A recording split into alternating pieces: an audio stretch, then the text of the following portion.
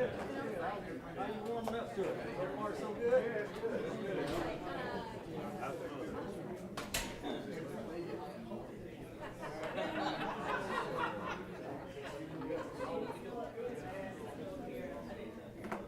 It looked like she was gonna throw that right over your head. Steam and stuff. Yep.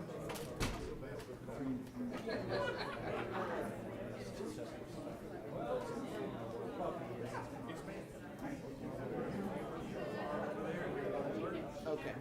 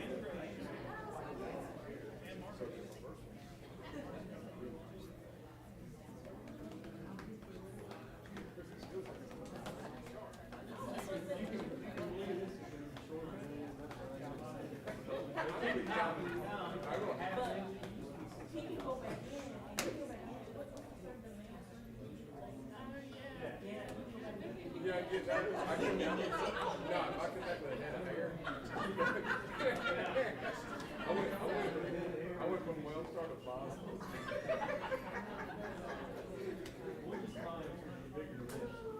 Yeah, I'm gonna be like big one. Would you like me to see it? Yeah, we're gonna get it. Assistant city manager, she's like that, so sure she sees it. Yes, sir. We need to see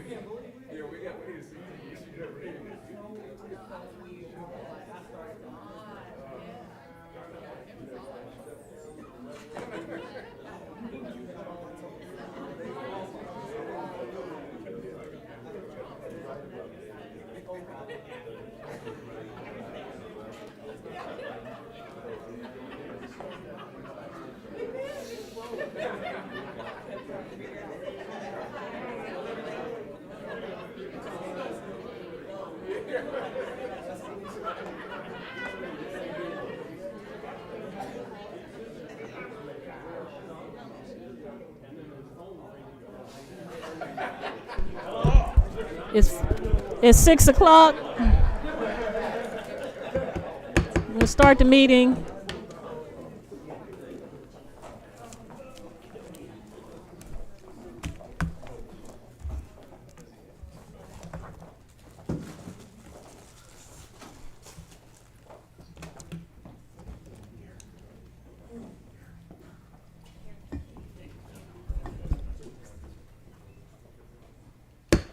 We'll call to order the Douglasville City Council legislative work session for tonight, which is Thursday, January the 15th, 2026. Our invocation will be done by Miss Emily Hardaway. After that, we'll have the Pledge of Allegiance, which will be led by the Mayor Pro Tem. Please stand for the invocation.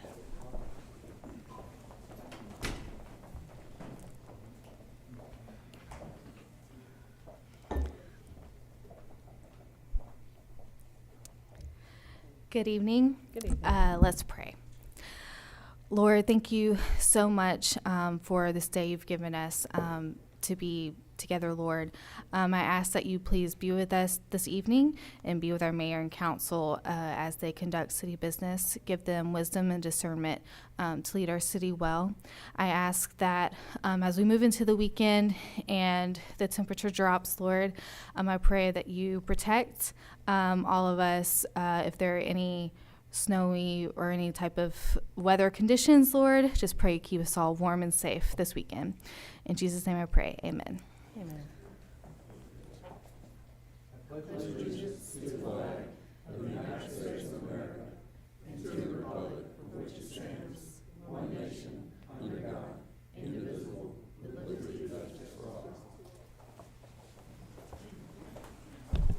Thank you so much, Mayor Pro Tem, for leading us in the pledge. And Miss Emily, we appreciate that prayer. We certainly will take heed about the weather, and I'll, at the end of the meeting, talk to the chief and community relations to see about warming stations and how people should call if there are any concerns about some folks that might be out unhoused in the community during this time. My name is Rochelle Robinson. I'm mayor of the city of Douglasville. I'd like to welcome you to the Douglasville City Council Legislative Work Session. And I will give up some rules, and then we'll get right into the meat of the meeting. This is a work session where agenda items are presented for discussion only, and no official action will be taken this evening. Official action will be taken on these items discussed tonight next Tuesday. Typically we meet on Mondays, but Monday is a holiday, is Dr. Martin Luther King Day, and so we will meet on Tuesday rather than Monday at 6 p.m.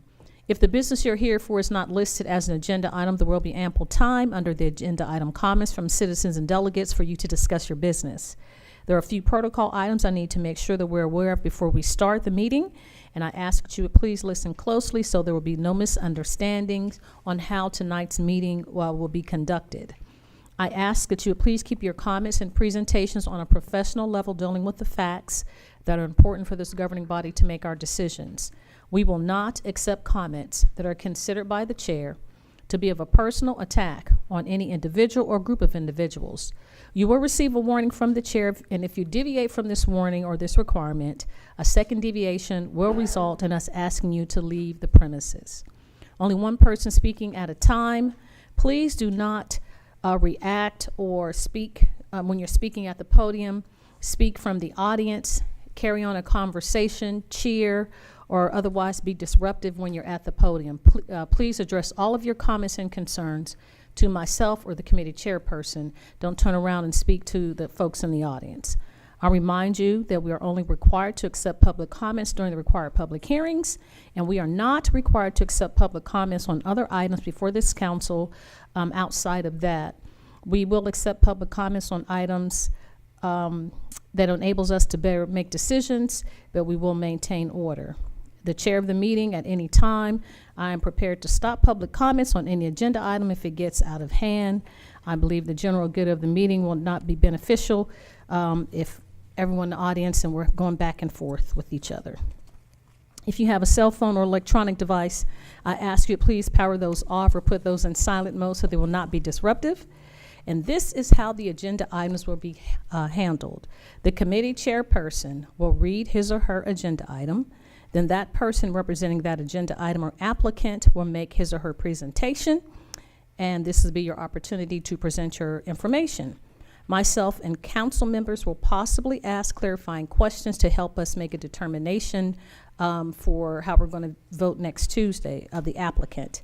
After that, if it's a public hearing, the committee chairperson will ask for comments or statements from the audience. There is, during this public hearing time, 20 minutes for those that are in favor of the item and 20 minutes for those that are in opposition, and each person has 5 minutes to speak. Now, there is a form that you should fill out if you'd like to speak. It's called a speaker sign-in form. You fill that form out, and then you hand it to our assistant city manager, Ms. Karen Callan, over here to my left, your right. She will take that information, give it to our assistant city manager, Ms. Candace James, and she will add it to the official record. When you come to the podium, we ask that you would give your name and address for the record, and then you can proceed to talk to us about the item that you're here to speak on, and you have 5 minutes. Each person has one opportunity to speak, no repeat that you forgot something and you come back and talk, you have 5 minutes to present to us. This is not a question and answer format or debate, but a format that gives you an opportunity to make a public comment on a respective agenda item. This is particularly important during our public hearings. We understand you may have questions about the information that's being presented. We will try to answer your questions. However, this is not a format that we will go back and forth. Our staff, if we can't answer the question at this time, someone will follow up with you at a later date. Please address your comments and concerns to the chair. And I think that's it. If you have any information that needs to be printed or that you want to disseminate or give to us, we ask that you please give it to our Assistant City Manager, Ms. Callen. She'll give it to City Clerk. They'll make copies, hand out the copies to everyone. I believe that's it. The only other thing is during the comments from citizens and delegates period, we will not address zoning items. They will be discussed during the public hearings for each zoning applicant. The time to address those comments was during the citizens' comment sections for those public hearings. In particular, allowing those comments outside of the public hearing violates the Georgia State Code Procedure Act. So the time to talk about any of the zoning issues and concerns is at the time of the public hearing.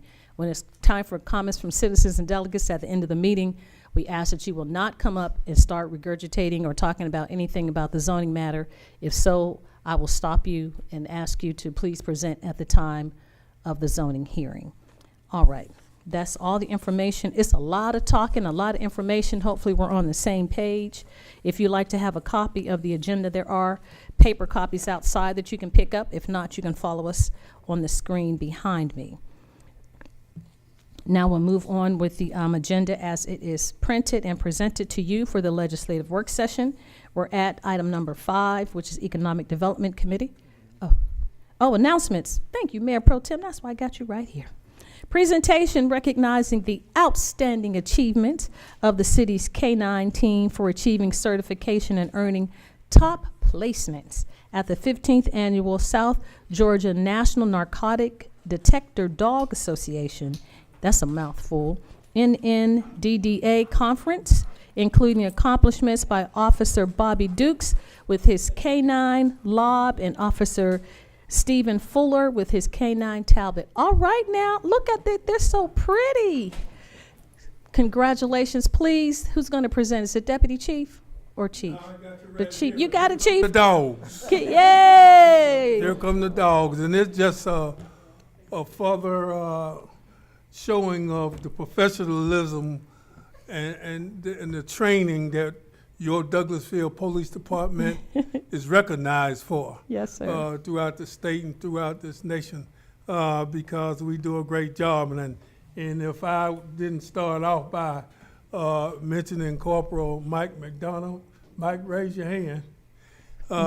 He's one of the best, well, he is the best trainer for K-9 in the state. Wow. Matter of fact, he trained the entire K-9 force for the state troopers over at the police department. Really? So when you look at it, not only our dogs and our K-9 handlers and our detectives and our patrol division, see, you got a number 1 police department here. Yes, sir. So now I'm going to go ahead and get going so we can get moving.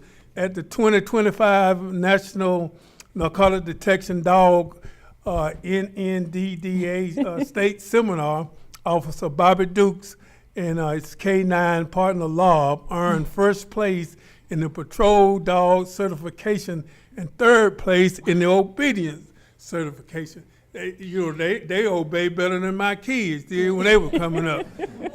And additionally, Officer Fuller earned first place in the obedience certification with his K-9 partner, Talib.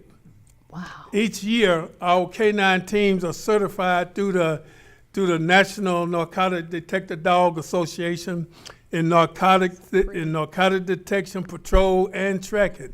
This certification represents a national standard and is essential to demonstrate that our K-9 teams are properly trained and certified for court purposes. The 2025 seminar included 180 K-9 teams Wow. across the state. During the patrol and obedience certification, our dogs perform a series of required tasks off leash, responding solely to verbal commands. And that's why I say, they mind better than my kids did. Yeah, I had to go grab them and shake them and so. No, I didn't shake them. I don't get no case around there. But the teams are evaluated, judged, and ranked by certified NNDDA officials based on performance and control. These results reflected the high level of training, professionalism, and commitment demonstrated by our K-9 handlers and their partners. Bobby Dukes, raise your hand, Bobby. Bobby Dukes is from Paulding County and started working here in 2014. He was promoted to the K-9 unit and paired with Lob, a Belgian Malinois, in 2018. He is the K-9 assigned to our crime reduction unit as well. Stephen Fuller is from Douglas County and started working here in 2022. Raise your hand. Yeah, he was promoted to K-9 unit in 2022 and is currently paired with K-9 Talib, a Dutch Shepherd. And both of these officers on our SWAT team, they do a lot of work. And, we have to call them out sometime. We have to go find someone who's bush bonded, who's trying to get away from the police department, or to help find someone. So they dual tag. So we just thank them for their service and thank them for being officers here at the Douglasville Police Department. Let's give them a round. I know. I don't want them to get nervous. Do you all want to say anything? We want to take pictures with the trophies, if it's okay. Can they come around? Are they going to be okay? Pet them. Miranda want to go pet. I want them to come around. They're really pretty. Yeah, go ahead. Can you all bring them around? Are they okay? Yeah. Hey, they can pet them a little bit. Yeah. He said, don't pet. Okay. And I remember going through training, Chief, with the academy, and them dogs was running up on them, biting on the. Oh, yeah. Yeah, so, okay, counsel, at your risk, at your own. Whatever you want to do. No, we're going to come out with you. We're coming out with you. Stafford, y'all gonna come up? Yeah. Y'all come and take a picture.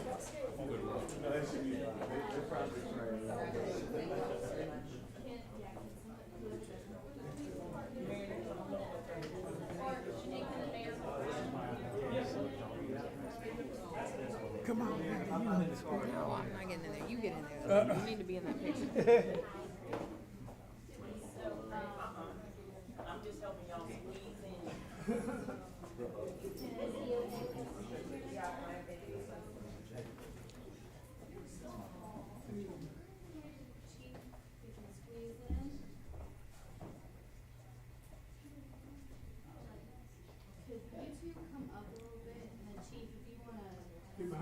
Yes, sir.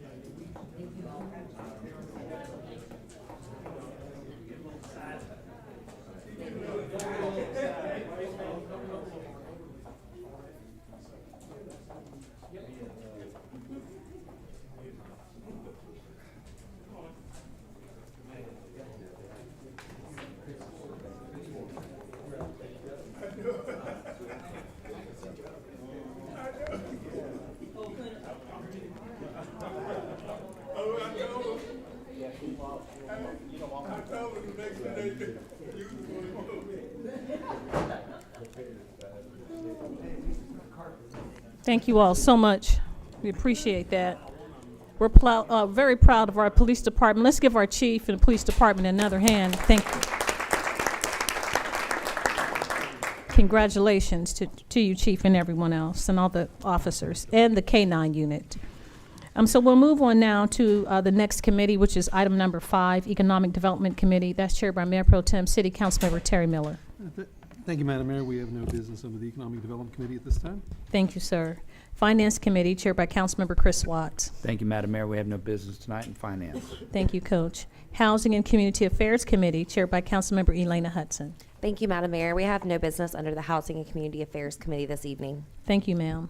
Legislative and Intergovernmental Committee, chaired by Councilmember Mayor Pro Tem City Councilmember Terry Miller. Thank you, Madam Mayor. We have a couple of items under the Legislative and Intergovernmental Committee tonight. Yes, sir. And the first one is to adopt a resolution to submit to the Georgia General Assembly for consideration the passage of a bill to amend the City of Douglasville Charter, Section 2.11, regarding election procedures. And the most highly recommended Miranda Jordan and Joel Dodson will deliver some information on this. Thank you, and I would ask that you all do a Refresh.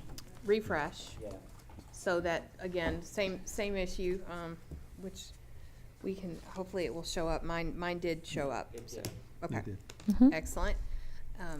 This was discussed briefly at the 5 o'clock meeting. It was discussed in a little bit more detail back in December. I will give the overview of the change, which is on the Exhibit A, the 4th page of your attachment. The change is marked in red, where the sentence will read, candidates seeking election as council member from a district must reside within such district from which they seek election for 12 months prior to the date of the election of members of the city council. And then it continues about the write-in status. That change was made, was proposed at the request of council, was discussed with the local delegation for the General Assembly back on December 18th. And I'm happy to answer any questions that you might have. This will be forwarded to Representative Sylvia Baker, who will be sponsoring the bill.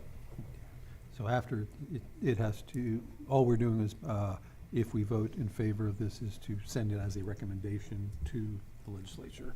That is for correct. passage, okay. All right, any questions about Councilman Estes? And we'll start with you. And work Just over real down. quickly, obviously it separates out candidates and write-in candidates. Does the write-in candidate have to have the same residency requirement?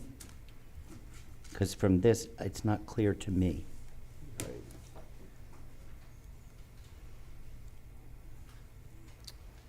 You are correct. That will be updated prior to Tuesday. Okay, thank you. Thank you for that. Good catch. Any other questions, comments? Madam I'm Mayor, you trying look to you're think. about to- Yeah, I do. You know, see my about face. to go. It says mayor and council. I'm trying to read where mayor or members of the city council each shall continue to reside there and after the person's period of service. So the mayor is the entire city. That's correct. So- Council members are ward specific. I don't see where that. And the reason why I'm bringing that up about the district, it says district, it needs to say ward, because in 1978, I know that's a long time ago, Councilmember Homer Danley went to the Supreme Court of the state of Georgia to sue for ward representation. And so that has been the tradition, and it needs to specify. You say the district, district is like state, and I know we're trying to mimic the state, but it needs to say ward. We have ward representatives, not district representatives. From a legal point of view, it'll be interpreted the same way. A district is a ward, it's not. Okay, a so a ward. district No is a different ward. than a district. All right, thank you for that clarity, Mr. Dodson. So will the person know that that's qualifying when they come to the city of Douglasville to qualify for city council, and they got Ward 1, Post 2, Post something, or they gonna say District 1, Post 2, what's the? That can be changed, at your recommendation, if that is at the pleasure of council. I'm happy to make that amendment prior to Tuesday's meeting. So is it understood in this one where it says mayor and council that mayor is citywide, councils are district-wide? That's right, so when it specifies a candidate seeking election as a council member from a district, so that just specifies that only the council members have to actually reside in a specific area prior to the election, but the, no person shall be prior to that, on the second line, no person shall be eligible to serve as mayor or council member unless that person shall be at least 21 years of age and shall have been a resident of the city for 12 months prior to the date of the election of mayor or members of the city council. And Ms. Jordan, this section is pertaining to city council. That's the heading. So it's not pertaining to the mayor. So it's just for city council. Okay. It references as far as the year, as far as the age, both. But when you look at section 2.1, it says city council terms, qualifications for office. It's not referencing the mayor. Okay, because it does have date of election of mayor or members of the city council shall continue to reside therein during the person's period. Okay. It's mixing things together.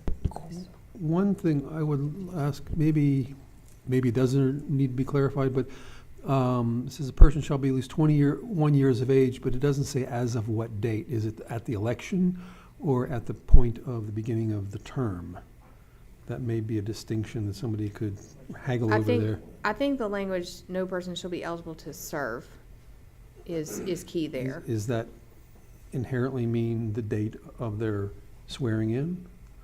Well, they could get elected, it looks like to Yeah. me, Well, not be the- 21, but by the time they Yeah. put their hand on the Bible, they've got to Right. be 21. But is that language, I want to be clear, is that language? That is That's my what that interpretation, means. yes, of the Okay. language that's in the Okay. charter currently, yes.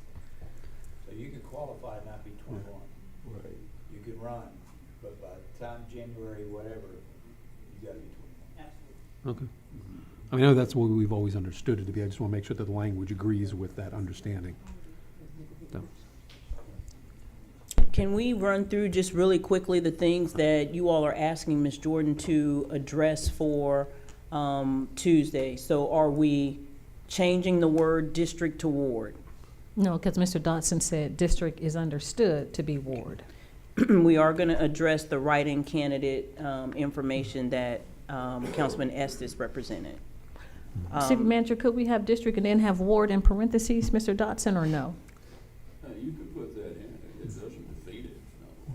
You wanna put down district or ward, that's fine. Do you all feel comfortable with that or no? To have parentheses for ward? Is it consistent? I mean, is this? I believe that the wording, unless Miranda tells me something different, the wording consistent throughout the charter's district. Okay, so it That- doesn't say ward. And that would be my only recommendation against not tampering with that, because we Okay. may be like the his- inadvertently tampering with. It's like the It's his a and his, her. her thing, yeah, we don't Okay. have to change it everywhere. I'm just, but it's interpretation. Unless we change Somebody- the okay. wards to parishes or something like that. And actually, I'm gonna look real quick, because there's a definition under governing structure. It does not specifically say, define the word district in that, government structure section, Article 2 of your charter, but, we can add a definition to create the clarity. yes. Are there other changes that you all would like to make in the wording? Or suggestions? Anything? Word is gonna be reflected in another addendum or a supporting document As a definition. as a definition. Yes, Okay. we will add definition. We do have a section for definitions, but as Ms. Jordan mentioned, we can create the definition for districts as it relates to us as wards. Well, general people understand. I do. staff will make certain that it's understood. You And have I- a map showing the districts or wards. And, much of that language comes from state law, and the GMA sets out model charters. For instance, the city of Atlanta has wards. Their charter refers to districts. And I would like to point out in the definition section, district is not included, but in section 2.10, which is the section right before this one, it says the legislative authority of the government of the city shall be vested in a city council to be composed of a mayor and seven council members. Continuing on, the council members shall be elected from 5 districts by the electors of their respective districts. 1 council member shall be elected from each of districts 1, 4, and 5. And 2 council members shall be elected from each of districts 2 and 3. So there is that repeated pattern of the usage of the word. We can say, where the word district appears, it shall also mean ward. And that might, instead of changing the actual word, ma'am. adding it somewhere else. That, I can add that as part of the proposed charter amendments that we discussed at the 5 o'clock meeting. Yes, ma'am. Could that also be used for the his/her thing, that we, as, under the definitions, where his and her will be considered of equal meaning? I Instead think of changing it, Instead of having to go through the That- document, changing it everywhere. that would be acceptable. yeah. Yes. Madam Mayor. Yes, sir. Ms. Jordan, I just had 2 questions. I see here it says the age of 21. Has it always been the age of 21? For some reason, I was always under the understanding that, I guess when she turned 18, that you could run for public office. So has that always changed? State statute specifies 21 years of age. Okay. And then the second question is, I know Madam Mayor just kind of referenced 1978 and wards, et cetera. So what prompted the change of the ordinance as it was written prior to, or for however many years prior? Are you talking about the 1970s situation? No, the 211, because I think I guess I'm understanding that the change is to be consistent with the state of Georgia. But aside that, what prompted, the change of the charter as it relates to residency? Because I imagine it has been in place for a number of years for the city of Douglasville. I think the answer, Councilman Caldwell, is we were practicing election as practice, the way that it's written, but it wasn't necessarily clear in the language that that's actually what we're actually doing. So in order to have written and codified what we're actually doing, we need to make certain that the wording lines up. That was the direction from the elected officials. If we're going to be voting by district, we need to make certain that the language is clear, that that's what we do. Okay, thank you. Any other questions or comments? Okay. All right, well, I guess we will take this up on Tuesday, correct? Yeah, this one has to go hopefully before the session is up in 40 days, unless they have a layover. So you'll have all the corrections or the editing done by then, so. Yes, and okay. the only edit for this specific one will be to update, as Councilman Estes pointed out, to make sure the language tracks for the write-in candidates As the well as same way that it tracks for the Registered candidates. the regular registered candidates that are qualified. Yes, okay, perfect. All right, so we'll move on to the next item, B, which is adopt a resolution as requested by the City of Douglasville Police Department to secure funding in the state of Georgia budget to staff a basic law enforcement officer training academy at the Georgia Public Safety Training Center, GPSTC, metro location for 2026. And Captain Mark Edwards, I do not see him. He's not here, but I could Chief, speak on that. go ahead. We just recently had a meeting, and Mayor Pro Tem and Councilman Estes was at the meeting, and what we're looking at is we had Senator Tim Bearden and House Representative Alexander New there, and we're trying to secure funding for the possibility of having a regional academy here in the West Georgia area, and to ensure that the state fund this academy. Right now, they did, Cobb County was funding the Austell location, and the state picked that up. So hopefully they'll keep the funding at that location, but we are in need of a regional location here in the West Georgia area, because if Austell closes, we will have to go to Rome or down to Forsyth. It's going to cost us more money. It's the training sessions are now 20 weeks, you know. So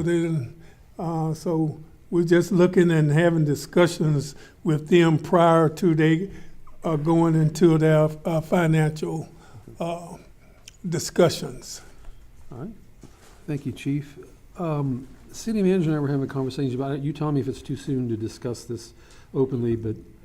Okay, because there are some ideas being bounced around about financing that might be very helpful. Okay, we'll bring that back up then when it's. Okay. Okay, good. All right. Any questions or comments about Coach Watts? Chief, any idea where the location might be? Well, excuse me. We're looking at. We had been in discussion with the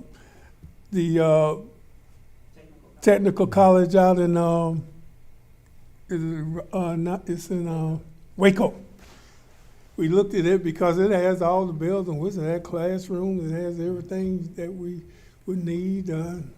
Plus, we're getting our range for driving range done, and so we had about 8 different agencies: Kennesaw, Marietta, Smyrna. So we had Paulding County, Douglas County.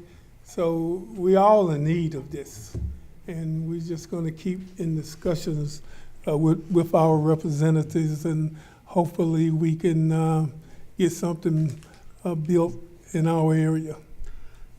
And the training for municipal officers and sheriff's deputies is pretty similar, right? There's not much of a, Yes. not really any difference between your training.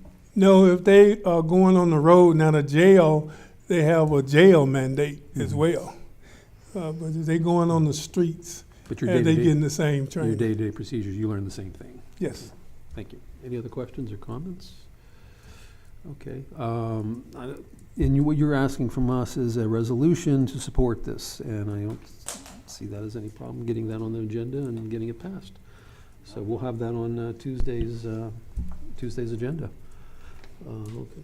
So if there's no other questions or comments, and Madam Mayor, that's all we have under the Legislative and Governmental Committee at this time.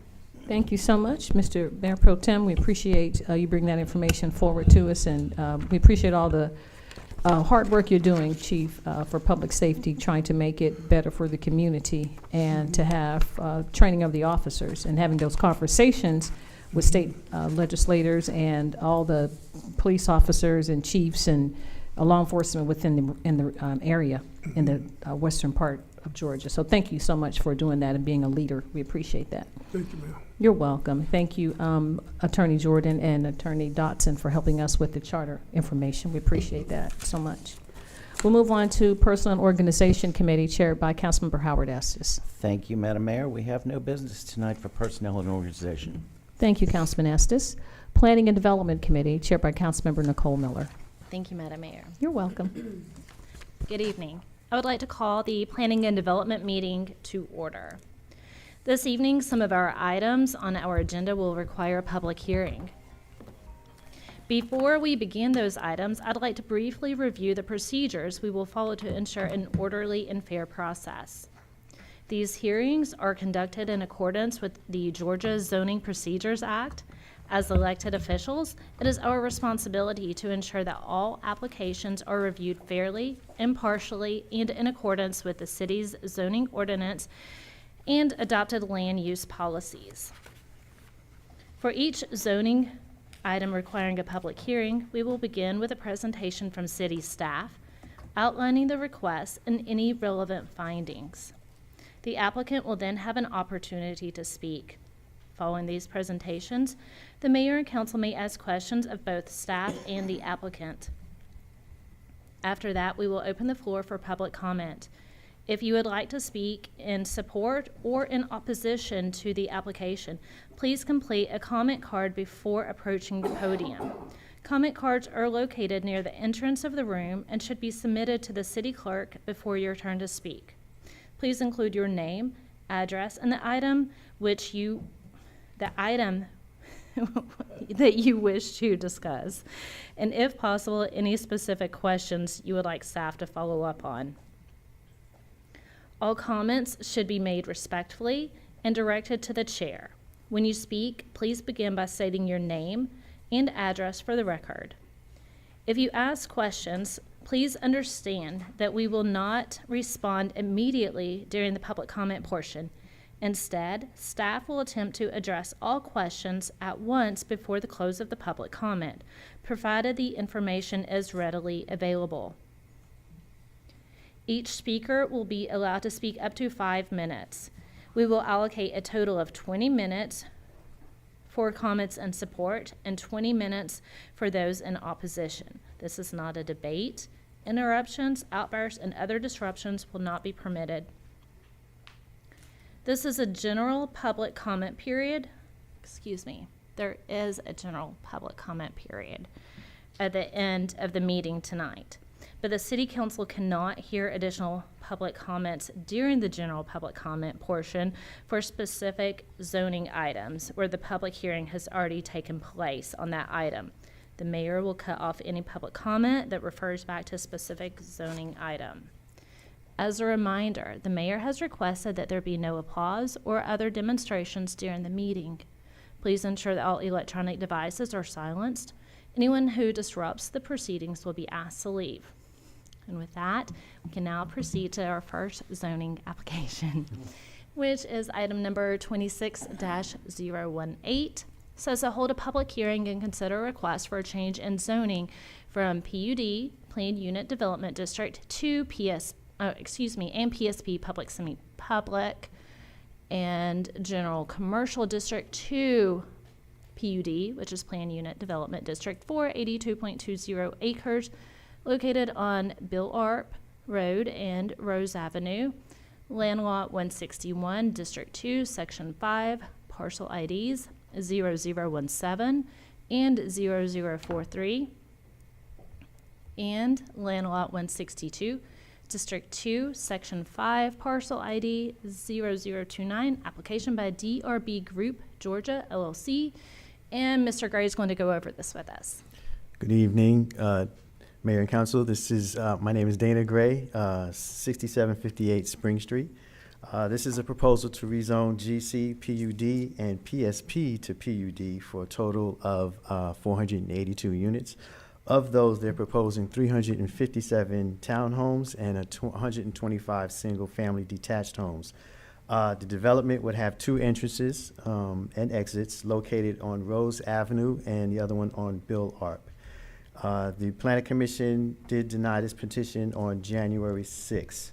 They are also proposing as amenities a pool, cabana, dog park, playground, and open green space areas. So FYI, the school board did review this and provided comments stating that the schools in this area are at capacity. They would have to provide trailers to accommodate the increased number of students. And we did have a traffic study by AECom, and their conclusion was that there would be a 2% growth in this area, which will increase congestion. So if this is approved, staff is recommending 2 conditions, one being an 8-foot sidewalk shall be installed in the frontage of the property on Rose Avenue and Bill Arp Road, and the second, a maximum of 15% of the dwellings on the property may be rented. And it came to our attention that there was a typo in the staff report toward the last page that said 20% as well, but we are asking for 15% as the condition. So apologize for that error on the staff report. And the applicant is present. Thank you, Mr. Gray. I do have just one question for you right quick. When AECom said that there would be a 2% growth for the area, to increase congestion. Does that mean when the project is finished, or is that 2% in the first phase and an additional 2% in that next phase They're proposing from that study that each year there'd be about a 2% growth. each year? So, yes. Okay, thank you. Madam Mayor, Council, do you guys have questions of Mr. Gray before the applicant comes up? Madam Mayor? I do. Thank Okay. you, Madam Chair. Thank you, Mr. Gregg. We appreciate the overview. It's a change in zoning from PUD to PSP. No, it's going to PUD. It's going to PUD from general, commercial, and PSP? And PSP and PUD, yes. Public, So semi-public. it's three parcels. Right. So one of the parcels is a PUD, one of the parcels is general commercial, and another parcel is public, semi-public. And so they're wanting to combine and rezone everything into a PUD. So was no commercial? Part of it is commercial right now, but they're not proposing to bring commercial to this site. Okay. So in our other developments, we kind of, it seems like the community wants some kind of mixed use kind of development. So but this is not mixed use, it's just total homes. Yes. Yes. And it's not duplex, triplex, quadro, it's just townhomes and single family. Correct. Okay. And the school system says that they're at capacity. Yes. Wow. Okay. And All that right, they just trying to also get don't have the information. staff to accommodate. Okay, that's all. I just wanted to make certain I had that in my mind. And the traffic says it'll be an increase. About 2% per year. Per year. All right. All right. Okay. Thank you. Any Thank other you, Madam questions Chair. of Mr. Gray before the applicant comes up? Okay. Thank you very much, Mr. Gray. And at this time, if the applicant's here, if you guys would like to come up, we do need your name and address for the record, please.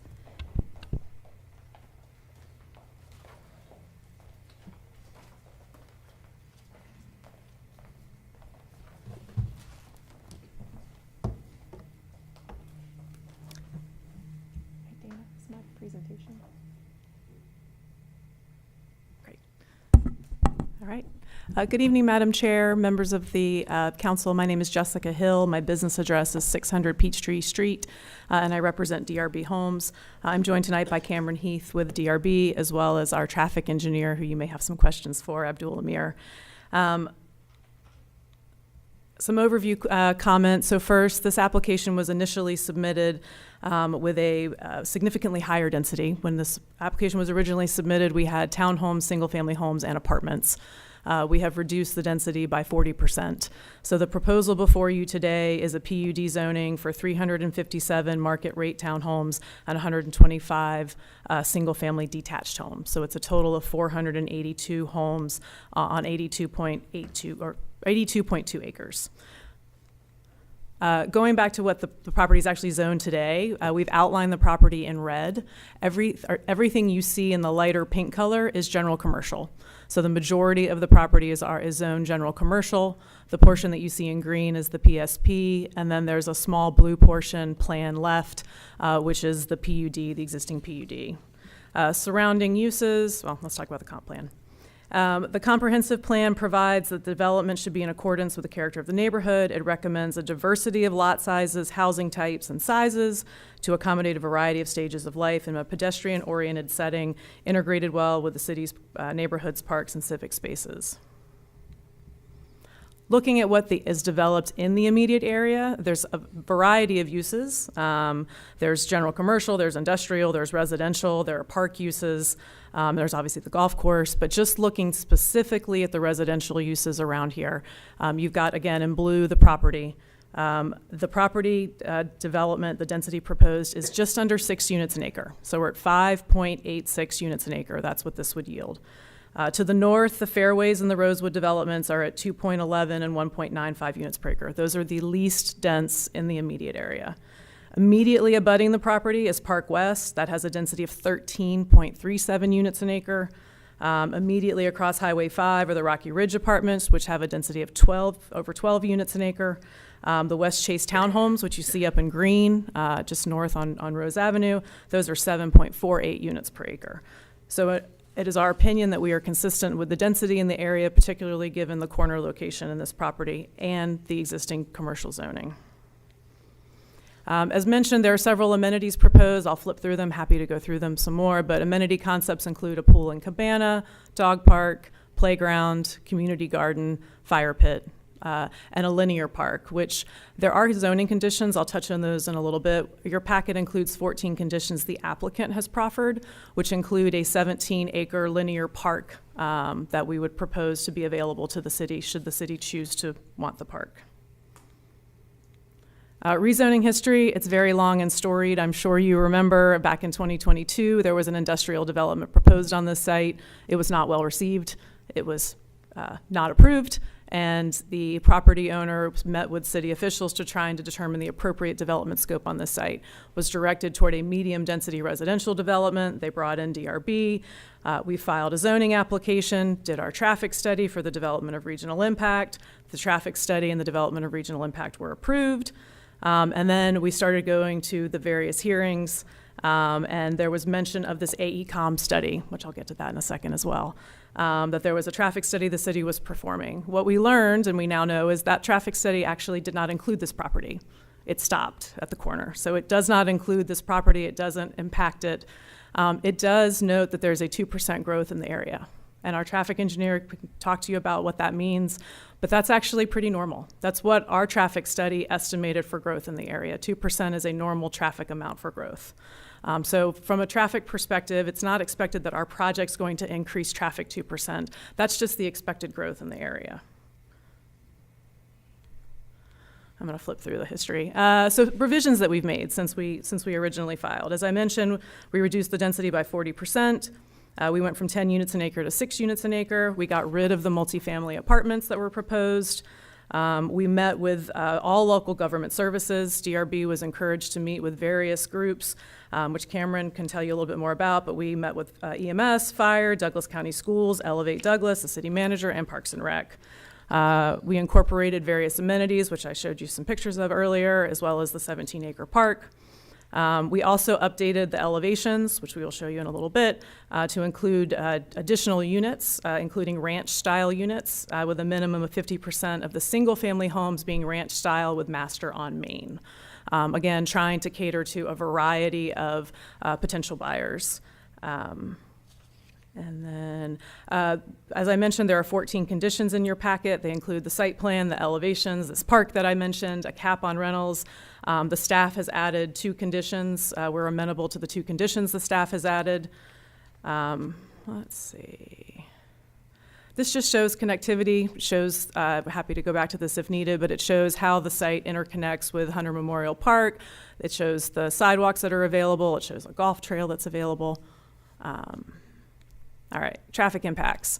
So the existing zoning, if you were to build a 500,000 square foot retail development, it would generate 19,000 daily trips. This project, as proposed, generates 3,909 daily trips. So it's a pretty significant reduction for what it is zoned for and could be developed today. One thing to keep in mind from a traffic perspective is this project is going to take about 5 years to develop. So it's not as if you're going to have 482 homes on the market at one time. The expectation there's going to be about 60 to 110 new households annually. So that's, traffic added each year, but not added all together.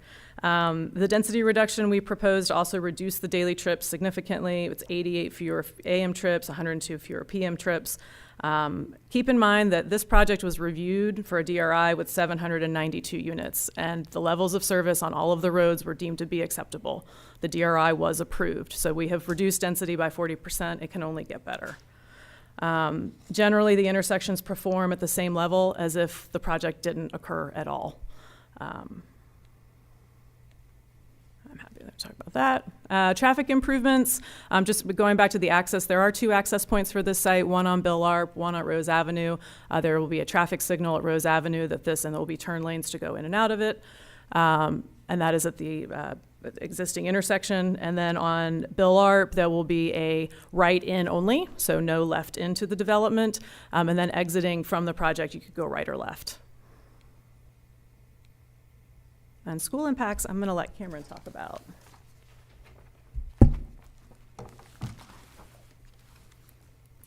lot of papers here.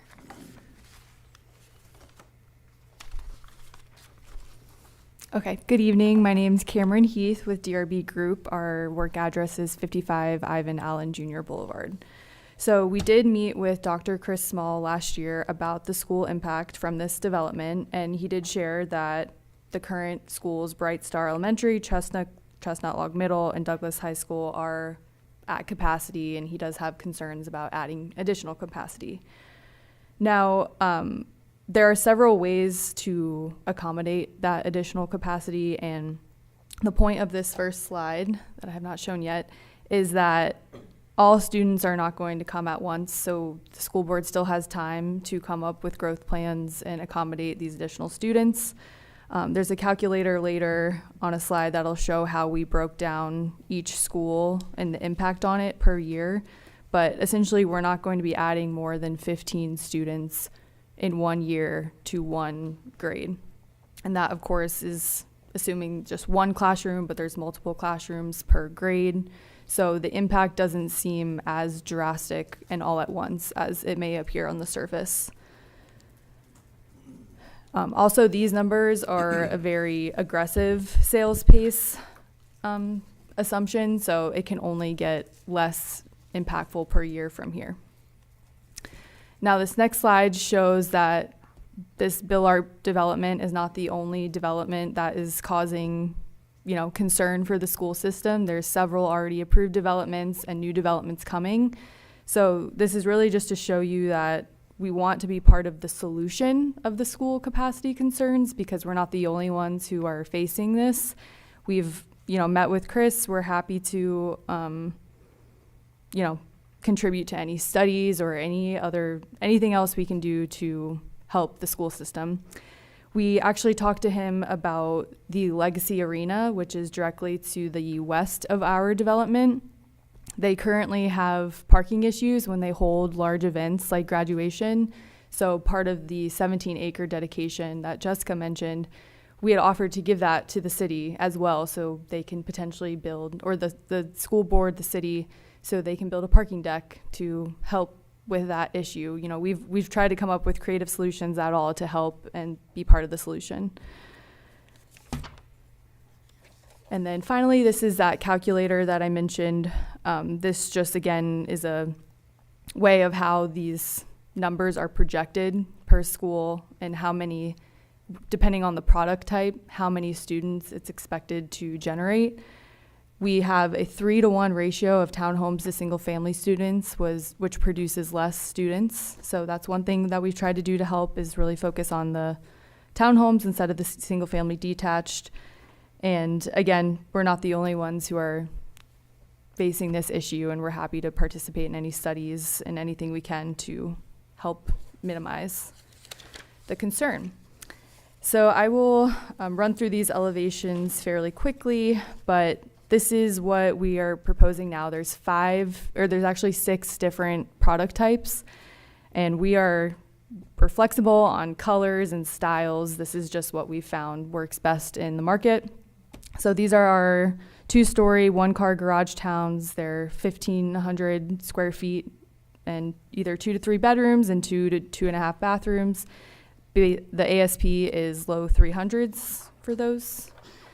These are 2-story, 2-car townhomes. Square feet is 1,800, and 3 to 4 bedrooms, 2.5 bathrooms. These will be priced in the mid 300s.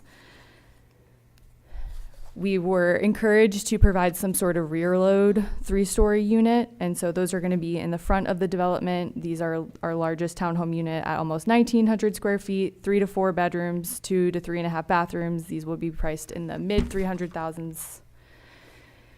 These are our 30-foot wide townhomes on 40-foot wide detached lots. These will have anywhere from 2,000 to 2,400 square feet, 3 to 4 bedrooms, 2 to 3.5 bathrooms, priced in the low 400,000s. These are our 50-foot wide single-family lots, so 40-foot wide single-family detached product. Square footage is in 22 to 3,000 range. 3 to 5 bedrooms, 2 to 4.5 bathrooms. These will be priced in the high $400,000 range. And then, as Jessica mentioned, we were asked to incorporate some sort of ranch product to tailor to the age-targeted buyers. These will fit on our 50-foot wide product and have square footages anywhere from 14 to 1,900 square feet. And these will be priced in the low to $400,000 range. And bed and bathroom is also 3 to 4 bedrooms, 2 to 3 bathrooms. To touch on the commercial component that you mentioned, we did meet with Chris Pumphrey with Elevate Douglas several times before he moved on to his new position. And we talked about that because he said that the city, really wanted some type of commercial component. And we provided a memo to him that we did include as part of our application. It's dated August 28th, 2025. But essentially, there were a few reasons on why we did not feel that that was the best solution for this development. First off, traffic. Throughout all the public hearings and community meetings we had, we really got the residents, they weren't concerned as much about the density, they weren't concerned about the schools, it was really traffic. That was the last outstanding issue, and that's when the AECOM study was discussed and our project kept getting tabled. So we had our traffic engineer do an analysis on what would happen if we replaced some of our townhome units with commercial, and it increased traffic of that area by 2.85 times. So again, that would only cause more traffic trips, and it seemed like so far we had just been working so hard to eliminate traffic and mitigate that concern. So we wanted to address that.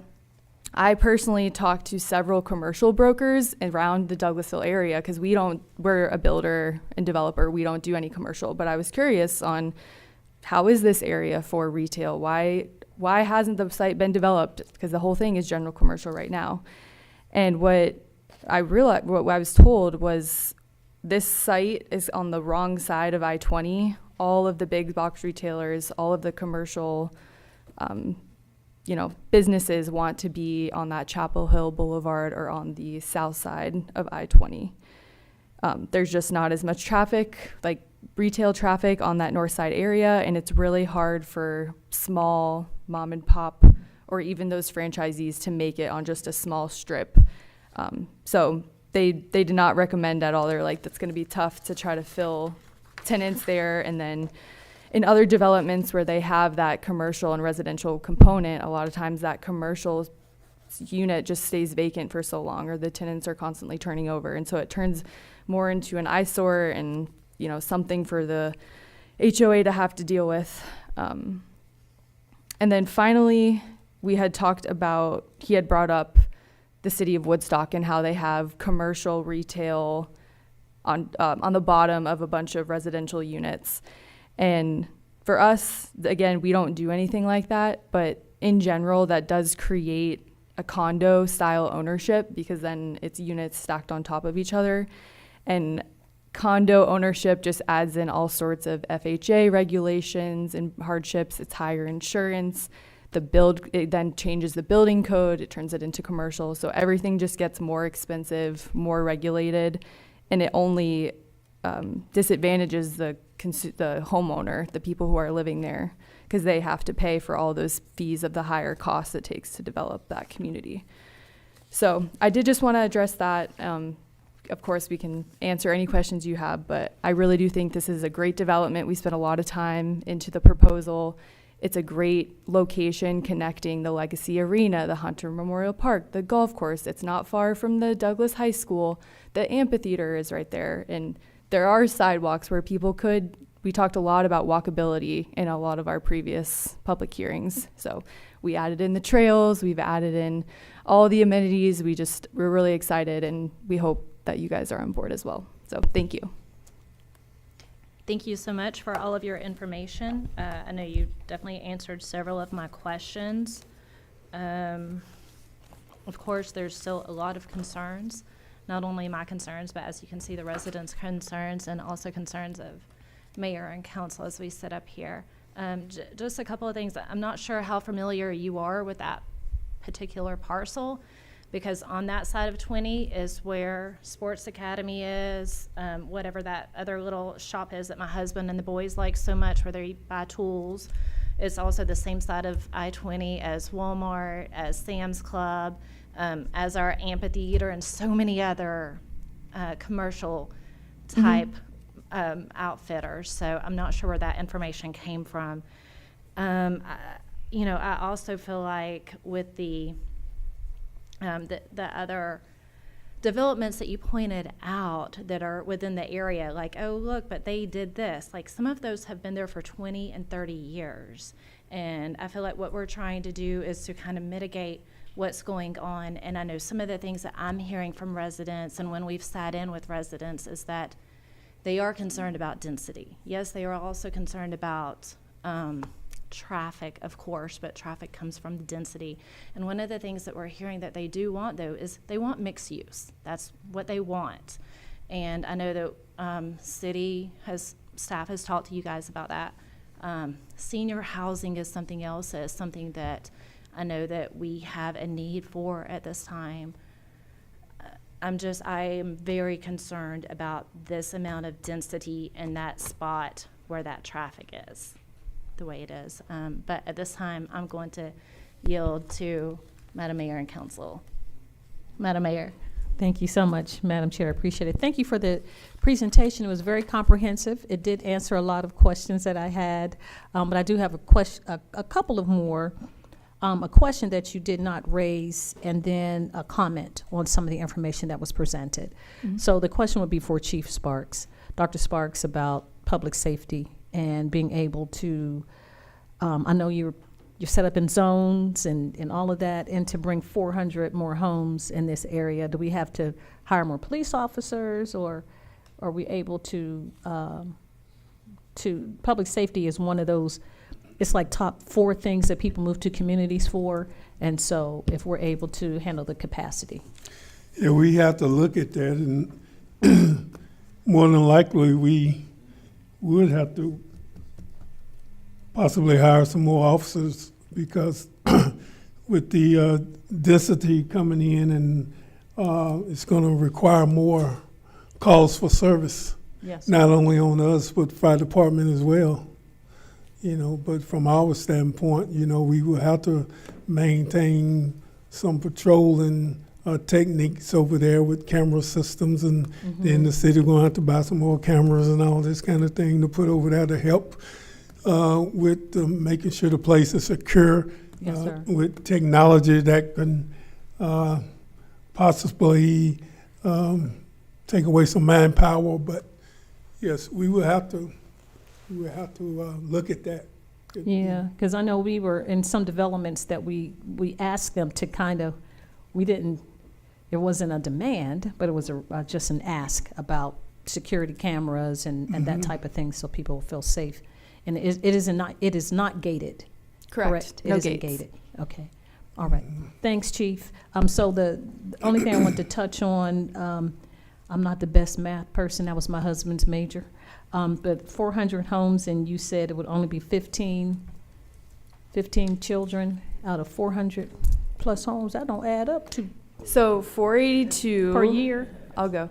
482 units produces 159 students, according to Dr. Chris Mall. He is the one who came up with that number. 42 units. 482. 482 units. Mm-hmm. How many children? 159. And we have an expert subject matter on our council now who was on the school board. So once these, you can help us with the school board stuff. So 482 units, 159 students. Out of 400, they saying only, not even half of those people not gonna have kids at all? So that's where this calculator, we were never given a calculator by Douglas County, but this was the Fulton County one that I was able to get my hands on. Mm-hmm. And so they predict that for every home, so one townhome can equal anywhere from 0 to 0.14 of an elementary school student. Okay. Or 0 to 0.07 middle school student, or 0.03 to 0.41 for the single family. So we put it into an Excel, the formula to come up with that chart, and we can share our details with you after the meeting if you truly want to show our work. But we took the average number between those two formulas, used his 159 number, considered our settlements that we're going to have projected each year, and then that's how we came up with our yearly breakdown of how many students would be added. Of 15, and that's elementary, middle, and high. Or is So- 15 per high school, 15 elementary, 15? I think it's 15 per grade. So 10 annual enrollment growth is just each year. So 10 elementary school students, 4 middle school students, Mhm. 9 high school students. Okay.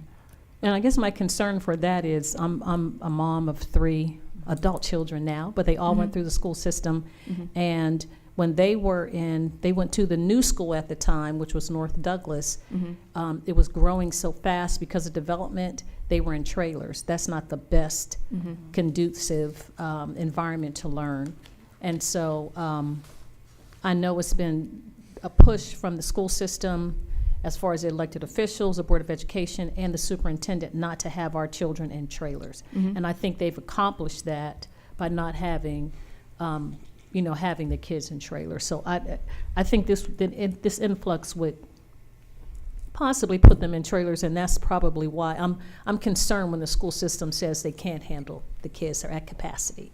So that's a concern for me as a mother, having other people move into the community and their kids going, not being able to go into a brick and mortar school and having that that learning environment. Mhm. So that's a concern for me. I totally understand, Mhm. and I've been trying to get more information on how are the kids that are coming into those schools now from the Mhm. developments that are being developed? How are those students getting? I think that, schooled well, in- the school system is kind of reactionary, like based on development that the city and county does, then they respond. But they have projected, like New Manchester High School and different high schools and middle schools that they've built into, I think they're 33 in their portfolio. But students move up grades and graduate, so they've been able to keep. I don't think we have any trailers, is the point I'm making, and I don't know if this development would bring trailers or not. But there's a reason that they said no, and that concerns me. But Mhm. having kids and just having them come through the school system with a development that would impact students. So that's my only concern. Is the main thing was public safety and police and fire, not just the fire chief. I don't know if Dr. Allen is here, he usually comes, but police, fire, And Madam the Mayor, school if I can system. toss in our yeah, sanitation you- department as well, because that they would more than likely have to add another route to accommodate a development of this size. Okay, yep, that's your committee. Okay, that's all I had, Madam Chairman. Thank you Okay. so much for answering the questions. I appreciate you bringing that forward. Oh, and the commercial piece, that's the other thing, because I brought that in the beginning. Mixed use, we're hearing a lot of that in our community, is that we don't want, or not, you'd say you can't want, because public, property owners have rights. And the right for me is what it is currently zoned as. It's a privilege for you to have anything change from what it currently is zoned to have something different. And if it's different, to bring a high quality development to the community. So, but the community has said, we like mixed use, and whatever that looks like, it's more than just houses. The Board of Commissioners had a moratorium on apartments, moratorium on certain things. So we in our community, we want to have a plethora and lots of choices for housing choices, just a difference. So, but thank you so much for the presentation. We appreciate your interest in coming to the city of Douglasville. Mm-hmm. Thank you, Madam Chair. That's all I Thank had. you, Madam Mayor. Mayor Pro Tem, you only have 90 seconds remaining. That'll be just me clearing my throat. Thank you, Madam Chair. Where to take the first bite of the elephant? I'll start with a piece of advice. Please, never, ever use the word product to describe a building in front of an architect. Okay. Don't do that. Doesn't matter. Shouldn't use it in front of anybody else either. That's a bad word to call a building, because you're talking about something that somebody's going to live their life in, raise their children, grow old in, be part of the community. It's not a product. Tube of toothpaste is a product. A building is not a product. Noted. Thank you. If that was all I could get, that was the most important one. The Madam Mayor made a lot of very good points, as did the chair, regarding the schools, issues that are coming. You talked about wanting to be cooperative and work with these other institutions and entities, but the problem is that each each of these entities, you're still putting the burden on them. They're still going to be having to spend the money. The school is going to have to spend the money to add classrooms. We're going to have to spend money to add trucks and staff and personnel for sanitation, add personnel for the police department. All that burden still gets put on us. You're not really sharing it. We don't have development fees in this community, so we can't have you participate or share in the expenses. So that's a disadvantage. You've made a number of points about, well, okay, well, at least we're not like this development over here, that development over there. You know, well, he only robbed 3 banks. I'm only robbing 2 banks. So, you know, it's not as bad. I do want to follow up on that if I can. What did I say? I'm confused by that comment, even when Councilmember. You were talking about, you were trying to compare yeah, you were talking about adding traffic, the density of other developments around it. You mentioned about 2% a year. Okay, that's fine. You're spreading out that traffic over several years, but at the end of the 5 years, you still have that increase in traffic. Again, one more burden put on the city, the county, and the state, because then we have to either add lanes, add traffic control devices, and so forth. That's still burden that's being put on us that you don't really have any responsibility for. You mentioned Woodstock as an example. One of the reasons you didn't want to do mixed-use development as the expenses that go with that and the complications of the development that go along. But what you're sort of skirting around is the fact that yes, that does make the development more expensive, but it also attracts a higher level of development, which is something we're after, is higher levels of development. We don't have a problem with expensive housing if it's going to bring, that type of the additional development that goes along with the more expensive development. I know you're very proud of the products that you're showing us here, but frankly, I wouldn't be that proud. I'm looking at these buildings. These are what we design when the client doesn't have any money. And this is not, I don't think you're going to get what you think you're going to get for these. So this is not the quality that we're looking for in this neighborhood. I don't think you can make a mistake when you go as higher as you can as far as in terms of the quality of the housing. You can't go too high. So I'm going to step aside for a moment and let some others get a chance to talk. Can I respond to any of that? You're welcome to. Sure. So we are trying to fix a missing middle housing problem. So people cannot afford high, expensive housing everywhere. So we believe that this location is great. It's right near the highway and it's perfect for residential use. It has been sitting as commercially zoned for years. No one will develop it because it's not the best use for it. As Jessica mentioned, they tried for industrial before. Industrial was shut down. Everyone kind of agreed that residential was the best use for this location. So I agree mixed use is great. And it's just not for this location. This is the only thing that we can control. Price range you said you had for this? For the townhomes, they start okay. Yeah, townhomes are low 300s to mid 300s, depending on the product size. Single family homes were low 400s to mid 400s. You consider that affordable? Yes. In this day and age, you can't actually build anything in the $200,000 range. Okay. But continuing to add more expense, add more standards, add, more and more and more only prices people out of the market, which is what we're not trying to do. So if that's just generally what we believe, and we're trying to fix that solution. So. Okay. Madam Chair? Absolutely. Coach, I think you had something to add. I was just curious, the different elevations, the different groupings, do you, at this time, do you have any kind of percentage of what you're looking at? Like what percentage of the development would be the ranch product, which you said was more or less aimed at that senior or 55 or older potentially? And then the 50-foot lots, the 40-foot lots, the different groupings, do you have at this time, and if not, maybe Monday or Tuesday when we meet, but I just would be interested, is it going to be more of one type and small groupings of the other, or is it gonna be kind of evenly spread out as far as the type of homes and townhomes that you're offering here?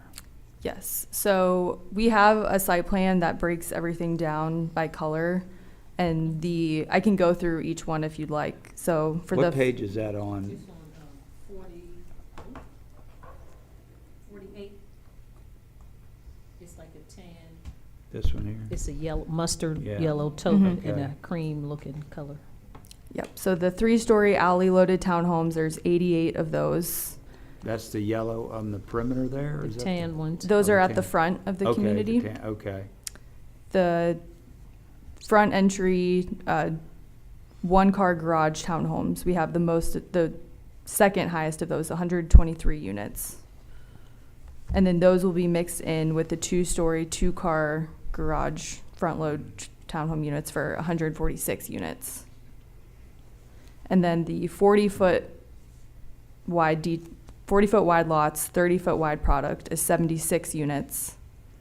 And then the 50-foot wide product is 50-foot wide lot, 40-foot wide product is 49. Okay. Yeah, and I have my own concerns, but I want to hear more, and I want to also hear from any other folks that showed up for the public hearing. I do like the idea of the mixture, the different size. You got several price ranges. My daughter and her husband just spent a year looking for a house. They landed in a development in the county not too far away. Mid to upper 300s. 2 professionals trying to afford a house. It's not easy right now for any demographic in the city. So even though like I said, I want to hear the whole thing, but I do like some of the variety as far as the size of the homes and the price ranges. The density is definitely a factor. And one thing about the density I was wondering is, as far as the amenities, I like the idea of the amenities, but it seemed like one pool area for 482 homes or townhomes and homes. I don't know. Is that standard in a large development like that? Yeah, we tailor the size of the pool it's called the bathing load, but we make sure that there's enough pool for the amount of residents. And then we also just added in a lot of other amenities to fit everyone's different lifestyle. And I know Councilman Caldwell would be a better source as far as the school system, but the school system, they've done a good job of keeping up with the growth in Douglas County and Douglasville in particular, and they're required to by law. They have to, and they manage 159 students over the course of 4 or 5 years to develop this. Doesn't sound huge to me, but it is. When the school's already at capacity, so I know that's something that is going to have to be looked at. And traffic is traffic. I hate it as much as anybody sitting up here and anybody sitting out there. I just have figured out which days to get out in it, which days and what time of the year it is, and all those other things. But I do have one last question, and I'll hush. City Manager, are you aware of anything in the future for Highway 5 that's going to run by one of their entrances, as far as anything that the city or the state, that's a state highway, so widening that as a core, We've consistently asked for federal support and state support to renew the Highway 5 bridge and to widen Highway 5. That's going to take federal funds. Yeah. We're not going to be able to do all of that locally, so it continues to be on our priority list. I know our city engineer is in the room, so we can get a definitive answer on potentially how close we are. AECom, our traffic engineer, has written a study on that, so we're on ready, set, go. The mayor at some point may hear it as a part of being on ARC, but to say that we have secured funding, no, we're just waiting and pending on that. And I'm sorry, I lied. One last question. As far as turn-in and turn-outs, will y'all be, are you proposing to this development turn-in lanes? Yes, on both entrances. Okay. I just wanted to kind of get as much information as I can as we consider this. Thank you. Thank you. Thank you. Madam Chair. Thank you, Coach. Anyone else? Chairman Miller. Yes, sir. Just because it was mentioned a couple times, I served as the vice chair for the Board of Education. So to Mayor's point, the school system a lot of times has to be reactionary to development. And so one of the priorities when I served was to not have our students in trailers. And so we were able to accomplish that goal. And so I know that as the city of Douglasville continues to grow, it's going to, of course, become an even greater challenge. The resources that it takes to build a school and to also continue to ensure that students will matriculate from K through 5, such as the elementary school, is certainly going to present a challenge. Of course, even with the Legacy Arena, I was a part of that project as well. And so in that area, there's significant challenges. And so I think the main concern is certainly going to be how we educate our children, right? And so I know that we ultimately want to promote development, et cetera, but it has to be able to match all facets of who we're connected with. And so just because it was mentioned, certainly a concern, putting up an elementary school, middle school, it's certainly expensive. And as it relates to federal funds, then I don't really see that growing. So that presents other challenges for the local budget. So I just wanted to point that out.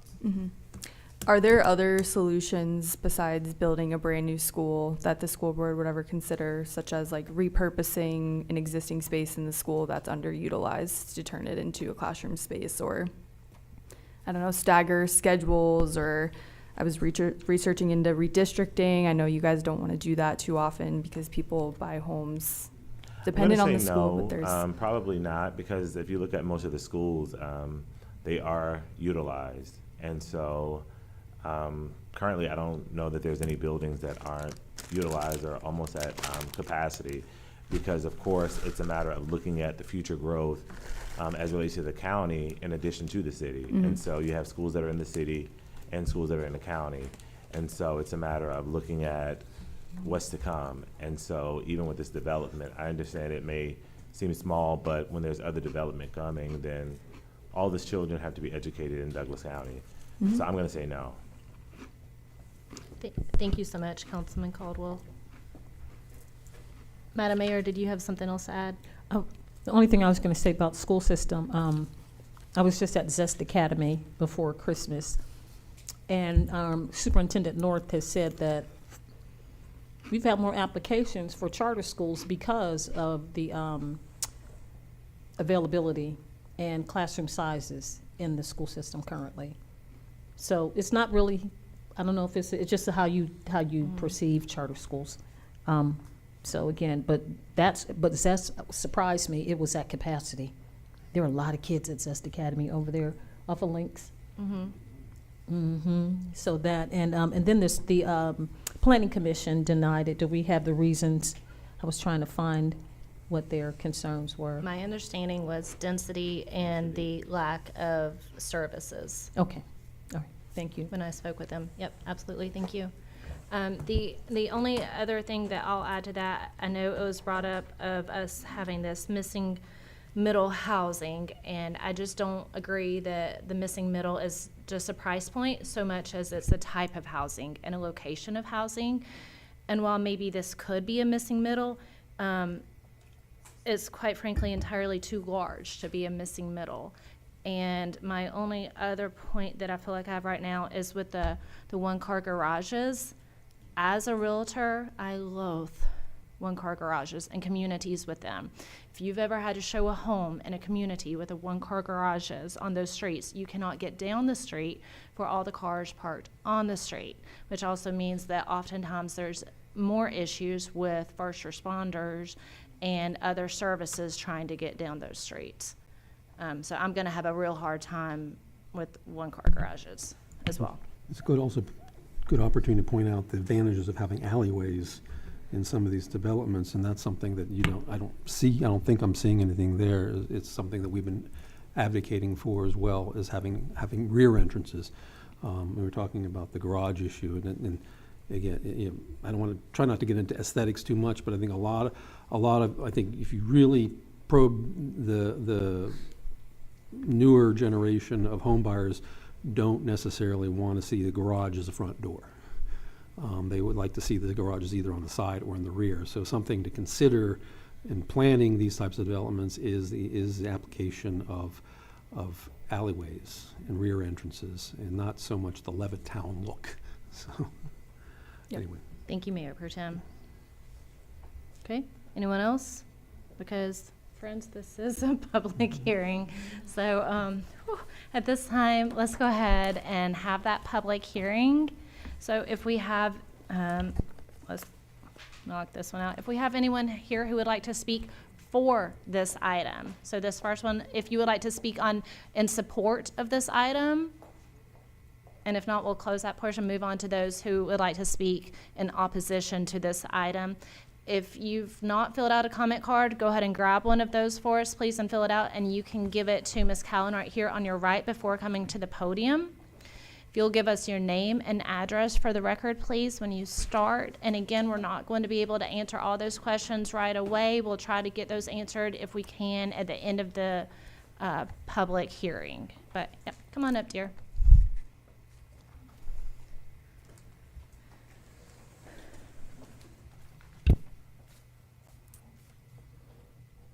Good evening, council members and Madam Mayor.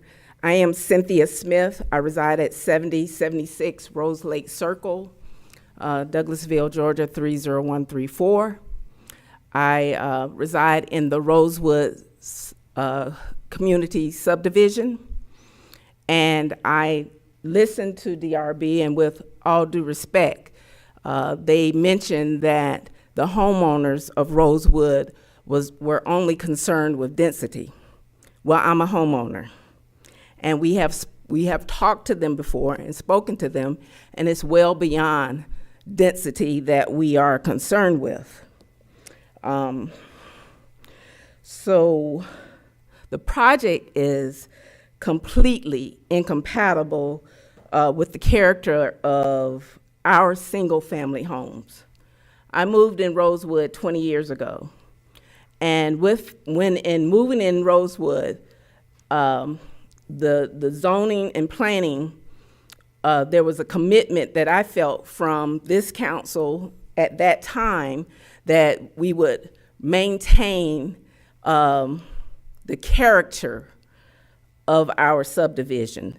They talked about the width of the units being 40 feet. Well, we're double that size within Rosewood subdivision. They mentioned that there were a couple of single-family homes that were less dense. Well, there is a lot, and I am very appreciative of your thoughtful questions, because some of the same things that you mentioned were some of our concerns as well. So it's not just the density and the traffic, it is the compatibility. It is also, we're concerned about the infrastructure. Now, we're gonna have right-hand turn lanes, but Rose Avenue is not structured so that it can hold that kind of traffic and density. I know they said they done traffic studies and they looked at Highway 5, but I haven't heard a lot about Rose Avenue in which. Then they talked about the elevation of the homes. The elevations would take away from the aesthetics of Rosewood subdivision.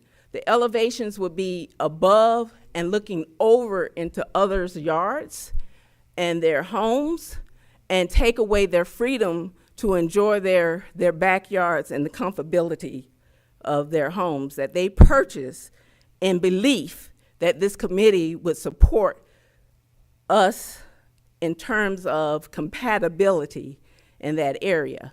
I also listened to them talk about what was comparable on the north side. And again, I appreciate your thoughtful questions, because we do have the big box stores on it. We have Sam's, we have Walmart, we have Academy, we have the big box stores. Also heard them talk about wanting to give the city a parcel of land to help alleviate some concerns with traffic. Well, if you're already stretching an area and it's busting at the seams, providing that parcel of land just further exacerbates that problem. It's going to burst. And then we have a whole host of problems associated with that, such as with our police department trying to ensure that they protect the community. Also, again, with infrastructure, what about our water systems? What about stormwater runoff? I haven't heard anything in terms of environmentally, how will this affect our area? We are now chopping trees down left and right. The homes are not situated in such that it will be compatible even to the environment, much less our community. And then you hit on a number of items as it relates to schools. So in terms of our schools, we're not prepared for the surge in enrollment. We're just not. We're not prepared for the surge in enrollment in this development. So I'm sorry, ma'am, you're out of time. All right. Thank you so much. Thank you so much. Mm-hmm.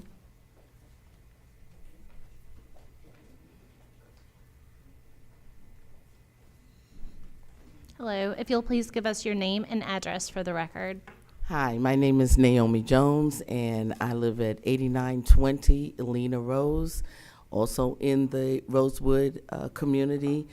And I appreciate the thoughtful conversation and looking at, how this is really affecting our neighborhood. I moved here 3.5 years ago from New York, so I know about living in close quarters. And that was my joy of coming to Georgia and being able to see that we could get space for the kind of money that you're going to spend. Now, my home was in New York, was in the 400,000s. My home in New York fit into my basement here. So when you're talking about in the 400,000s and you're still only wanting to give somebody 1,500 square feet, that's New York prices. That's New York size of a home. And as my predecessor here, Miss Cynthia just said, that, we want to have the character of a community that really supports home ownership. As you said, don't call it a product. It's somebody's home. It's where you're going to raise your children. I came here with my daughter and her husband and 3 kids. They are actually we're able to have a multi-family home because of the size. They are going to put people in small places. You have every family has more than one car. So 1-car garages is not going to support the neighborhood. You're going to have people parking on the street. The one thing we have is we have enough garage space that we don't have to park on the street. I'm also concerned because I have young grandchildren with the school system the oldest one is 5. They're going to be going to this school system. I don't want to live like I was living in New York. That's why I came here. So I appreciate that we don't want children in trailers. We don't want them just to be crowded 35 to 40 children to a classroom. Just because we want to put a housing subdivision in place. I'm also concerned with the in and out of their subdivision, in that when they want to have one on Rose Avenue. So unless you're putting a street light there that would give people the ability to turn left and right, that's going to be a problem. Also, it's going to be a problem on the Highway 5 side, because if you're trying to make a left onto Highway 5, how do you make that when traffic is coming both ways? I'm just a little stressed out, which is another meeting, but I need to have those little dotted lines when you turn, you know, because it's dark over there. So, you know, just bringing, and when you say 2% of what? You know, when you have families that have 3 and 4 cars, you know, because you're saying you're gonna put 50-foot lots, it just seems like it's gonna, I look at the development that's behind the mall. It's so tight there. Those streets are so tight that you would not, if you could not put your car in a garage, you would be on the street. And if you're on the street, you really can't drive by, because I've driven there. So, senior housing, seniors would need a different type of housing. So it's the kids, it's the traffic, the style of the house, and just basically it right now to get out of Rosewood and get to I-20 during rush hour is almost 15 minutes. Add 400 more homes and we're gonna go. And now a lot of people have started going down Rose Avenue and going down Veterans Memorial. And I'm noticing a lot of traffic going down Veterans Memorial. So when you hit Rose and Veterans, you're like waiting 2 and 3 lights just to get through there. There is no other exit for us over there. So you're either going down to Veterans or you're trying to get to I-20. And with this added 400 more homes, I just don't see that it keeps to the character of the neighborhood, and it doesn't help Douglasville be a great place to live. So 8 seconds, I made it. Thank you. Thank you. Thank you so much.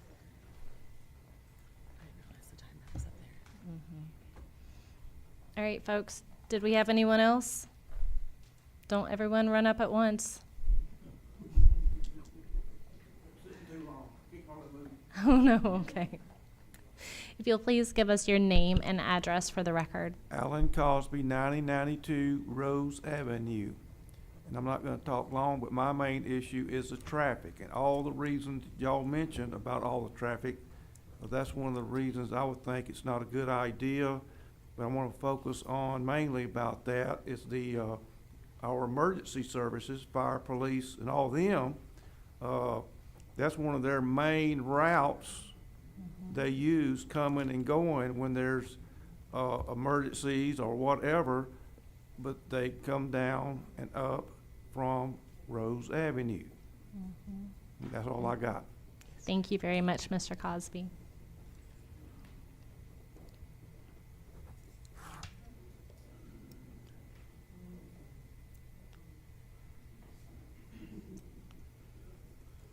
Come on up, Mr. Young. Give us your name and address for the record, please.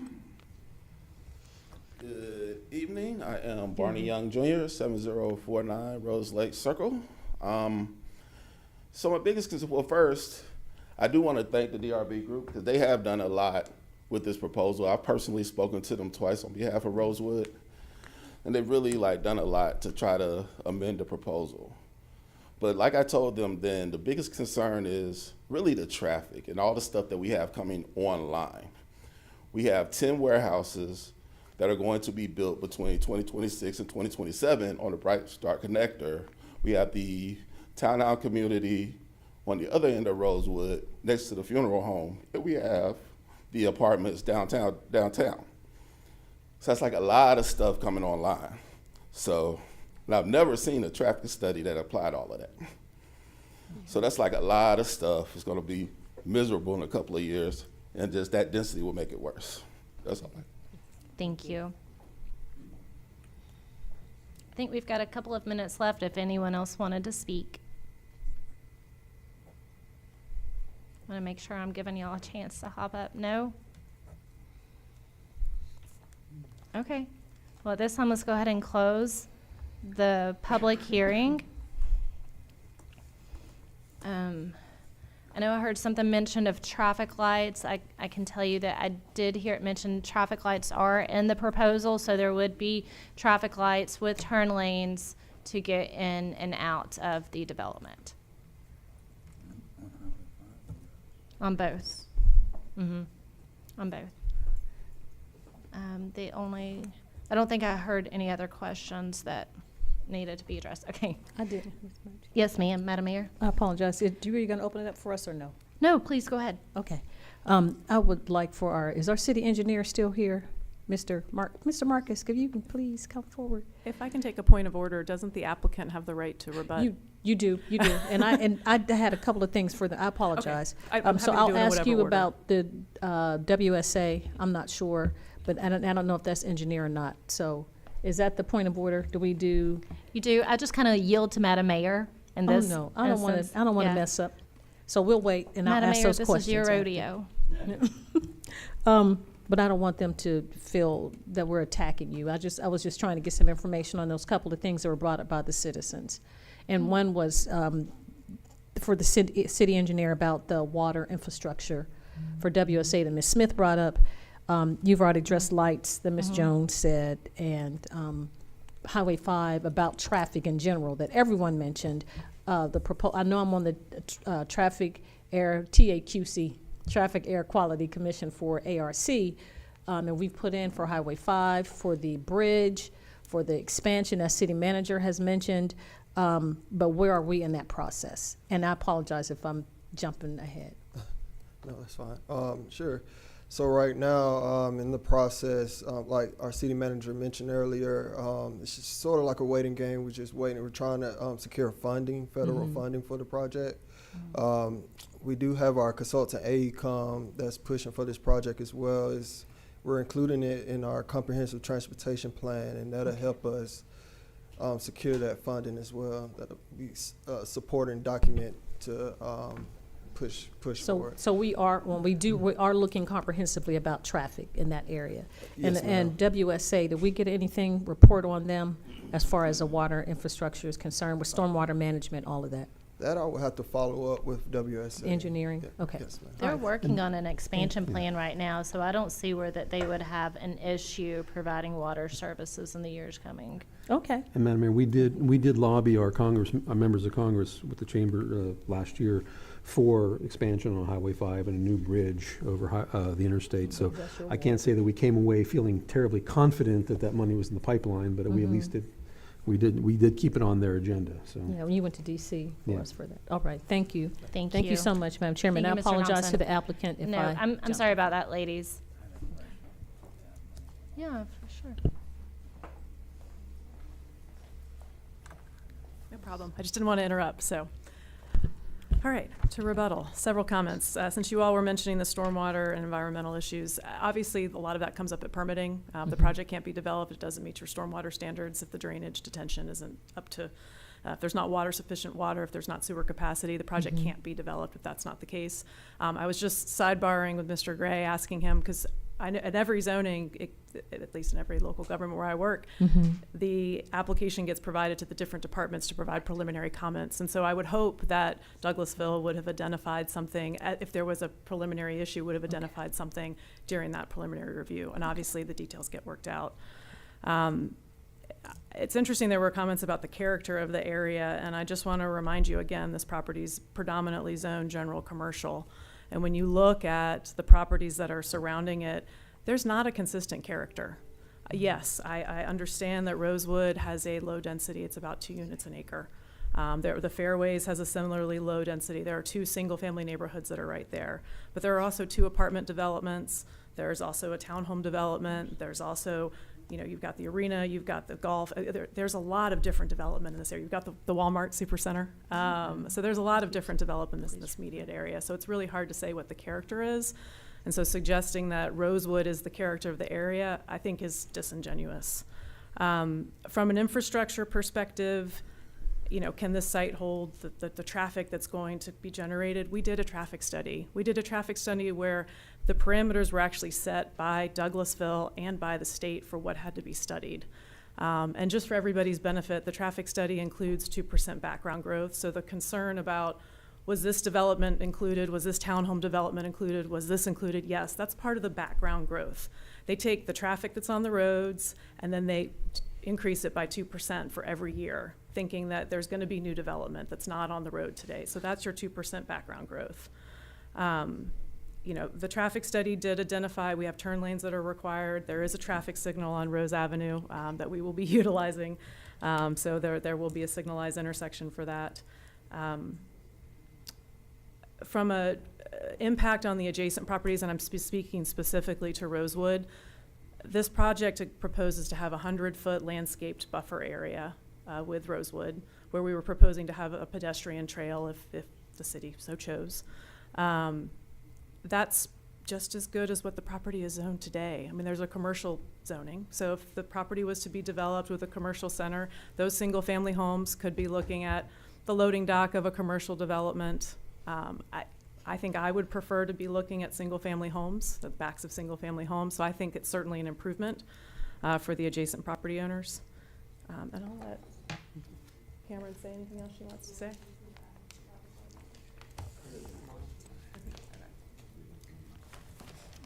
I know, right? I think, I mean, that's, Jessica pretty much covered everything. Only thing I would add to stormwater is we can't add more stormwater runoff than the parcel naturally has. So we're not going to be negatively impacting the environment in any way. We have to treat and capture our own stormwater.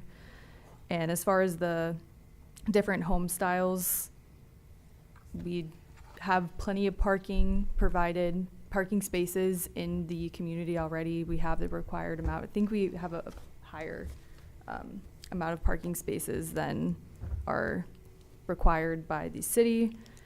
So there's not going to be any street parking throughout the community, and we'll definitely have the HOA restrict that anyway with signs. We always do that.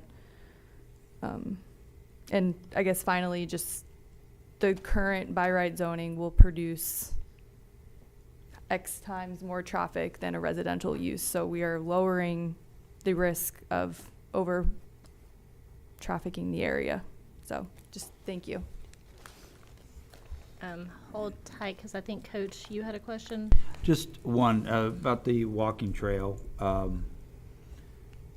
Between the walking trail and the 8-foot wide side, there are sidewalks within the subdivision, proposed subdivision, correct? Correct. And then on the road, front roads, fronting Rose Avenue. And so I guess my question is, that walking trail, will it combine with the sidewalks connect the whole subdivision? I mean, I see this walking trail on the one side specifically, but I guess I was wondering about connectivity as far as walking trails and the sidewalk. And I gotta admit, I do like the idea that it connects to the backside of Hunter Park, which I'd kind of like to ask our director where that comes into the park. But anyway, to my question, as far as connectivity with the sidewalks and the walking trail. Yes, I'm not sure if I can still pull up the site plan to show, but the walking trail that DRB will be implementing is at the north side of the property in that 100-foot landscape easement, and that does connect to Rose Avenue, just north of the traffic light. And it's still along our property frontage, so we have to install a sidewalk if there's not one already there, or at least widen it and improve it. So it will connect the public sidewalk out front along Rose Avenue to Hunter Park. Yeah, and I don't know, I mean, I just think with a subdivision this size, with that, maybe if there was a way to look at potentially connecting everything all the way around. I don't know if that's possible with what you've got. But anyway, I just thought I'd mention that. But that's all I had. Thank you. Thank you, Madam Chair. Coach. Absolutely. Anyone else? Madam Mayor? I apologize. No. Thank you so much. May 12th, it says from WSA, that the authority has an existing 12-inch water main on the right-of-way for Highway 5, an existing 6-foot water main on the right-of-way for Rose Avenue, and that the authority, let me see, the authority may require the developer, at the developer's cost, to upgrade the capacity of existing infrastructure prior to the connection in existing infrastructure is at one near the capacity, and that the owner developer of the project is responsible for verifying the locations. And also, it says something, state waters of the property, 50-foot undisturbed stream buffers. It suggested that you retain the services of a private engineer. They go on and say all that kind of stuff. So it does say that you would have to, the developer would have to provide more capacity. Okay. Okay. Yeah, that's not a surprise. That all gets worked out in the land disturbance Yes, permit ma'am. Thank you. process. Thank you so much. Just to bring that to your Absolutely. attention. Anyone else? No? Okay. Ladies, thank you very much for your proposal. I know that y'all have worked for a very long time with staff and really whittled away to get this number cut essentially in half at this point. So if I can send you guys away with anything, I would say please keep in mind, I hear what you're saying, but understand that our residents, when they're speaking, they're talking about their homes and their livelihoods. This is where they live. This is where their families live. Like, I have relatives in this area, elderly relatives at that. So the traffic really is a true concern. Also, the one-car garage is probably going to be a hard limit for me as well. I'm not sure if anyone else has any words of wisdom, but okay. But thank you very much. Thank you. All right. Y'all have a good night. Y'all, look, it is almost 8 o'clock and we have so much more to do. So It's the beginning of the year. It's 20 to go. Okay. Item number 26-019 says hold a public hearing and consider a request for special land use permit for massage therapy property zoned general commercial district being located at a portion of 2.38 acres on 639 Thornton Road, Suite 111, Lithia Springs, Georgia 30122, and land lot 423, District 18, Section 2, Parcel ID 0014, application by K Massage 18 LP. Mr. Gray. Good evening again. Yes, this is a proposal for a special land use permit for massage therapy located on Thornton Road. This is an existing massage therapy. In 2005, the owner came to the city hall to apply for a business license, and it came to our attention that they were operating with an expired special land use permit. So Code Compliance went out to investigate and had to shut the business down temporarily until they got the special land use permit and then therefore the business license. And that concludes, and I do believe that Chief would like to chime in. Thank you, Mr. Gray. Before Chief chimes in, so when exactly did their business license expire? It looked like it was 3 years. No, I'm sorry, that was the special land use permit. So it had been expired for about a year or so.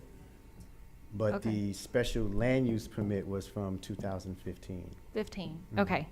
Thank you for that.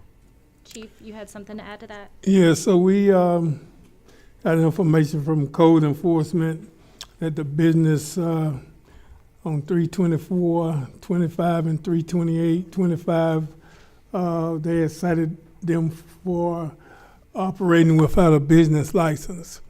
So we did an undercover operation, and I mind you that this case is still open in state court. So we sent our undercover guys in there, and we ended up making some charges of prostitution at that location, at K Massage on Thornton Road. So I don't want to get into the nuts and bolts of this case because, you know, it's still open. But you got the same people coming back and wanting another opportunity to open up again. Thank you, Chief. Wow. I don't know, in light of 2026 and as much sex trafficking as we have, that really hurts my heart to hear that.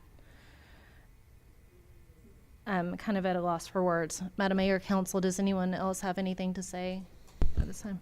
I don't know if there's any way we could maybe table to after the court date or whatever would be a determining factor. I'm not certain if I'm comfortable making a call for yes or no if they're still in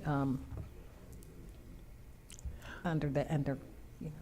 Our I don't know. understanding what you're saying, and our code requires that it be tabled to a meeting. Basically, you have 2 meetings that you could do before our code requires for that hearing to take place and for a decision to be made on the matter. So that would not be adjudicated before that time. Oh, it would not be adjudicated before that. I would highly doubt it. So if we are uncomfortable and we deny it, they can come back in a year That's the for zoning. special land use permit? That's the zoning timeline if there's a denial. Okay. Okay. Thank you, Madam Chairman. Thank you. No, Legal. absolutely. There is I'm sorry. I was really thrown off by this one. Is the applicant here, and would they like to add anything? I know Yes. that we do have a public hearing to have. My apologies. Anybody else on council want to talk? Hey guys, if you'll please give us your name and address for the record. Good evening. My name is Kimberly, and I'm helping the applicant with translation. For the property, name is Dan Peng, property 639 Dorton Road, Suite 111, Lithia Springs. 你们之前那个案件的话是关于嫖娼的，你们有不结束就是结案吗？还是什么情况？没有，都结完案了，都结完了，和解了。和解了是吗？ So regarding the lawsuit case regarding prostitution, from what my understanding about the case was that it was resolved. We went to court and we've paid the fees and fines that they were given for. I believe it was operating without a license. I believe I'm a little confused if there was a different case that was open that we weren't aware about or. So I do want to clarify, the case that Chief is discussing is against one of the employees at the time that it was operating before they were shut down. The case that this young lady is referring to is the municipal court case where there was a code compliance citation for operating without a business license, which is how all of this was kind of established and discovered. Okay. Our code compliance team was working closely with the police department, trying to make sure that the business couldn't keep operating. And at that same time, there was a sting operation that the chief discussed. Okay. So the case that she is discussing, yes, it was closed. They paid a fine in 2025. Okay. And that's for the business license, not the Right, prostitution. That's correct. And at that time, we went over the steps that in order to obtain a business license again, you would have to apply for the special land use permit. So after a number of months, they had submitted that application to community development, and then we are here today. Ma'am, does that answer your question? Yes. 所以你们有关于那个嫖娼的案件，你们是结案了是吗？还是？结案了，交罚款了，不是，他说的是另外一个关于嫖娼的那个是结案了。So I wanted to make sure that the charges were not against the. 他说庭下和解对吧？ That works. Oh, so. That's what you get. You get a manager. They put their name on it, and then other people come in and run the business. Okay. Did that clarify as far as the case that's closed and then the case that's still pending? Sorry, I'm still a little confused. Okay, there's just wanted to clarify. There's still a case opened against them regarding prostitution at the property. On a state level. On a state level, that hasn't been closed yet. Correct. 他们说你们没有，你们还有一个关于嫖娼的案件，现在是在一个州性的一个案例是没有关的。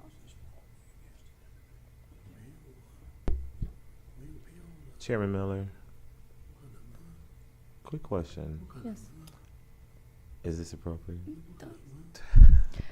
I'm so confused right now. I don't So even know just what's have a appropriate. question. Okay, so as it relates to, I know, of course, there was some hesitation as it relates to prostitution, but what they're asking for has nothing to do with the applicants. The prostitution, et cetera, has nothing to do with the applicants, correct? This is a separate case for an employee of theirs, correct, from what I So- understood? Correct. They want a business license that their name goes on, and then they have other people who come in and work under their name, essentially. Does that make sense? This company on Thornton Road was K Massage. He's the owner, operator of K Massage. He may not have been there personally, but the people who go there and work. So it's a ruse. That's what they do. I mean, we've seen this happen in the city and other businesses like this, where we made cases. Because they put his name on it. He don't have to be there, but the people who work there, and we ended up charging one of the ladies who worked there. Because we were getting complaints about people going in and out. And only the employee or subcontractor is charged in this, the owner cannot be charged? Well, it would have to be the person who allegedly committed the act that Right. is actually charged with a criminal offense. So the chief is saying the license is at jeopardy because of the way the business is being run. Yeah. So even though they're applying for the license, they're responsible for anything that happens at the business. Correct. So should they have the privilege of receiving the license to operate the business in a ethical way when they were operating with an expired license, and then when they were told to renew the license, it still took them months to renew the license? Right. I feel like we all And kind it of might need be to a language marinate with barrier. this. I think that we all might need to marinate with this for a moment, but in the meantime, let's go ahead and have that public hearing. Are y'all okay with that? Yeah. Or and after this, we'll take a 10-minute break. Okay. I think everybody needs to. May I ask a couple of questions? Yes, Mr. Dodson, please do. This is simply a rental space in a commercial building, isn't it? Okay. Mr. Grady, you mentioned there was a special land use permit that was taken out years ago and then expired. Who took that out? What company had that special land use permit before? Is it the same company? I don't have the information right now, but I can get that for you. Okay. But it was K Massage, and the applicant is now Q Massage. Okay. That's all I have. Okay, thank you. And we do have to have a public hearing at this time. Did you have any additional questions for us before we do that?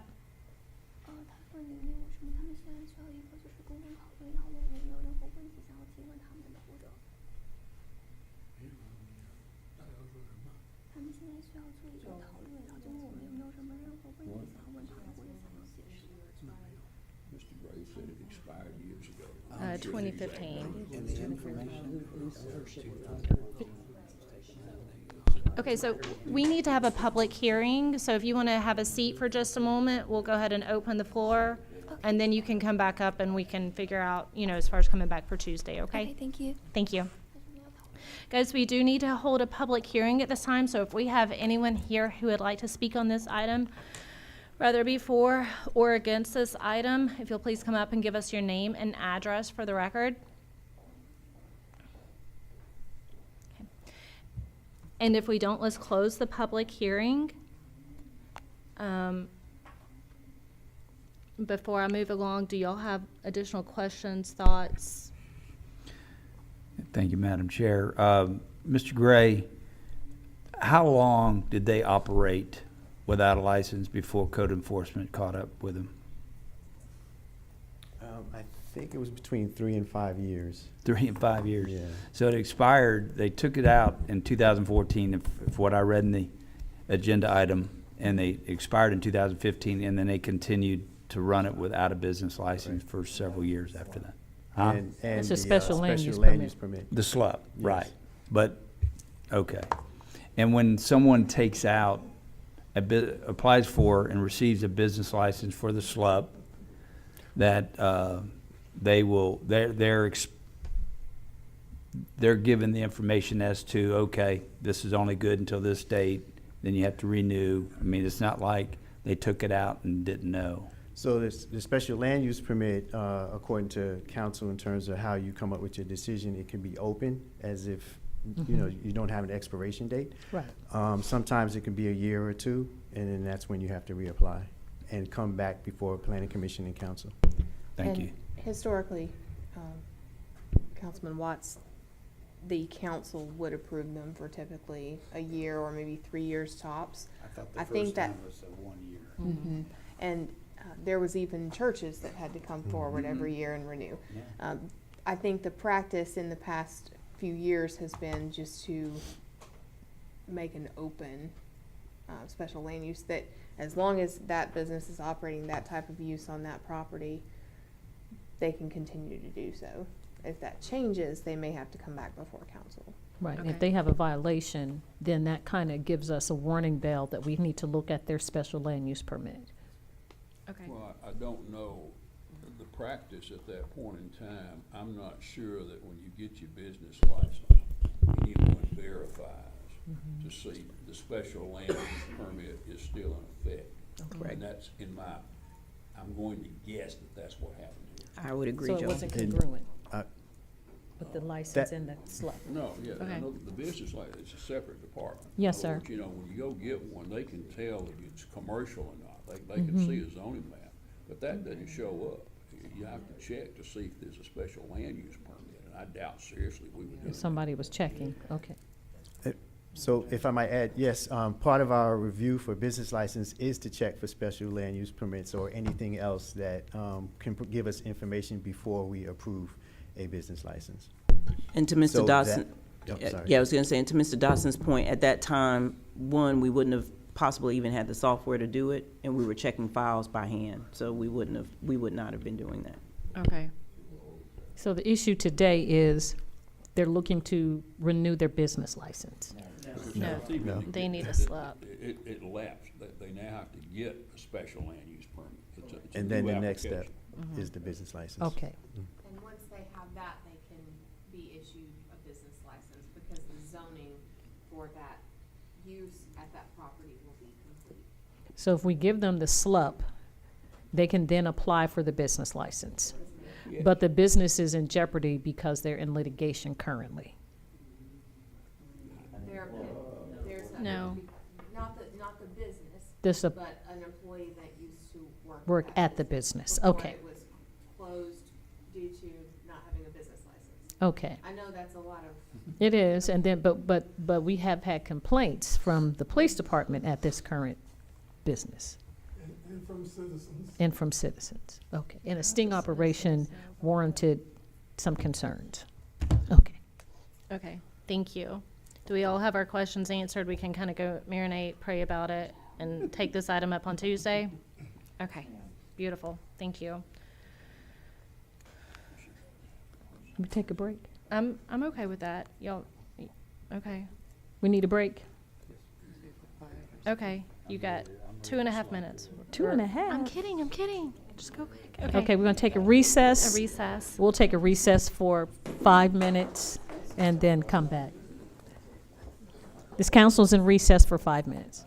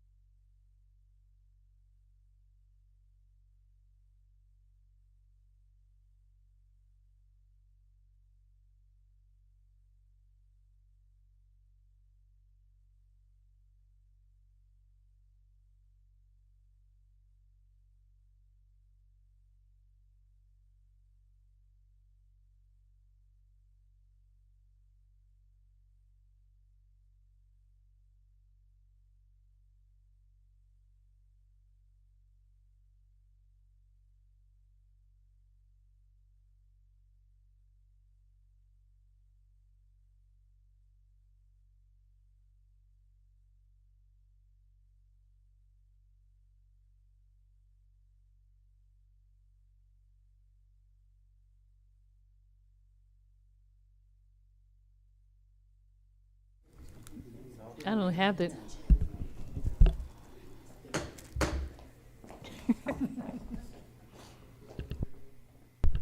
It's her committee, so we won't start until the chair gets here.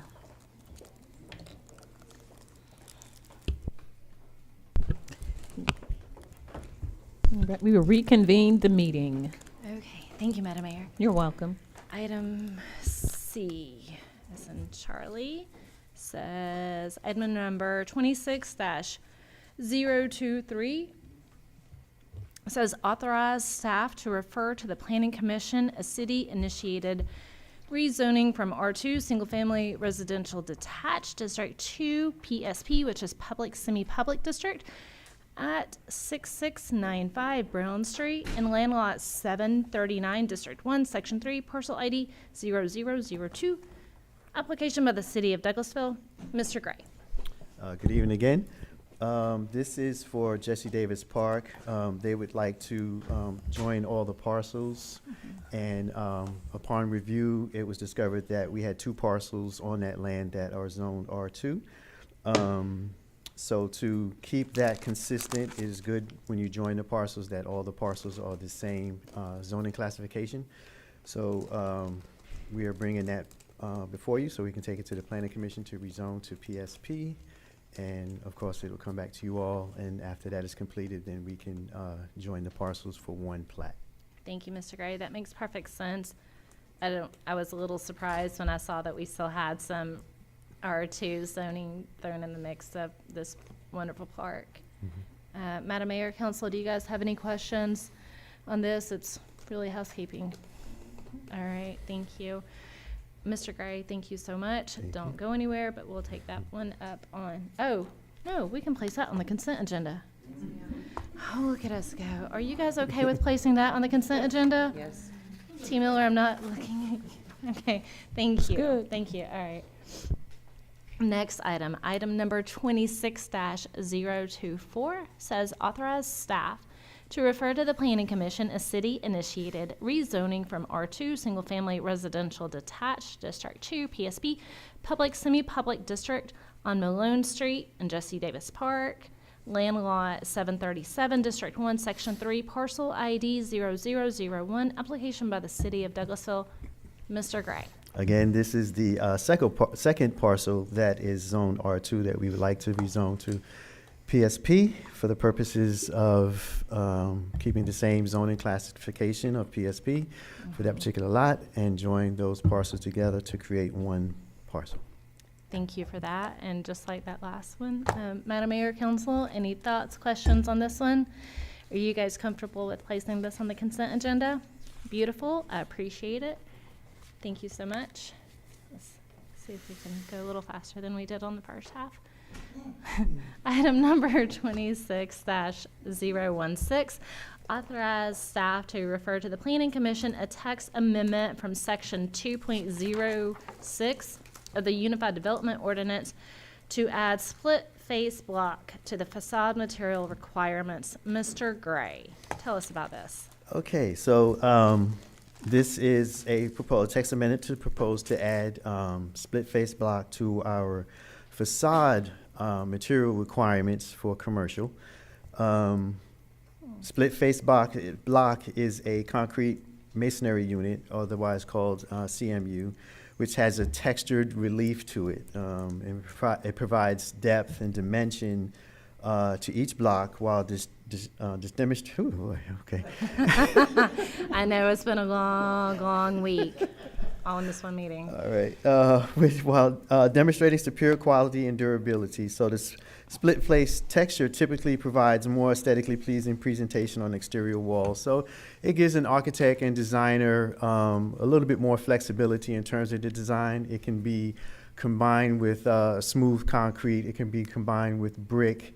So it gives it a nice, an architect a nice challenge to bring something different. So with that, as an accent material for each elevation, you're allowed to use up to 10% of that particular material combined with the other materials as well. Thank you, Mr. Gray. I'm really confused because split face block just looks like I don't know, fancy cinder block. It's just not pretty at all.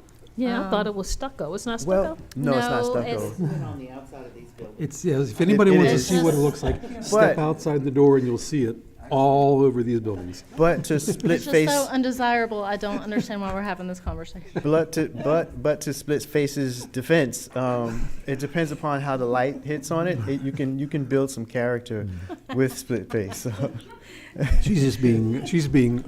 Looks better at night, doesn't it?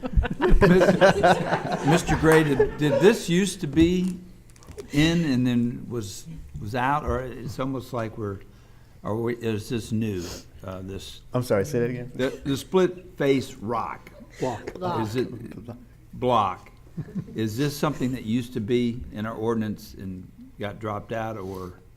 It was one of the let me say this right, one of the prohibited materials. So we would take it out of there and put it into an allowed material. What made it prohibited? I mean, is it ugly or? Ignorance. It's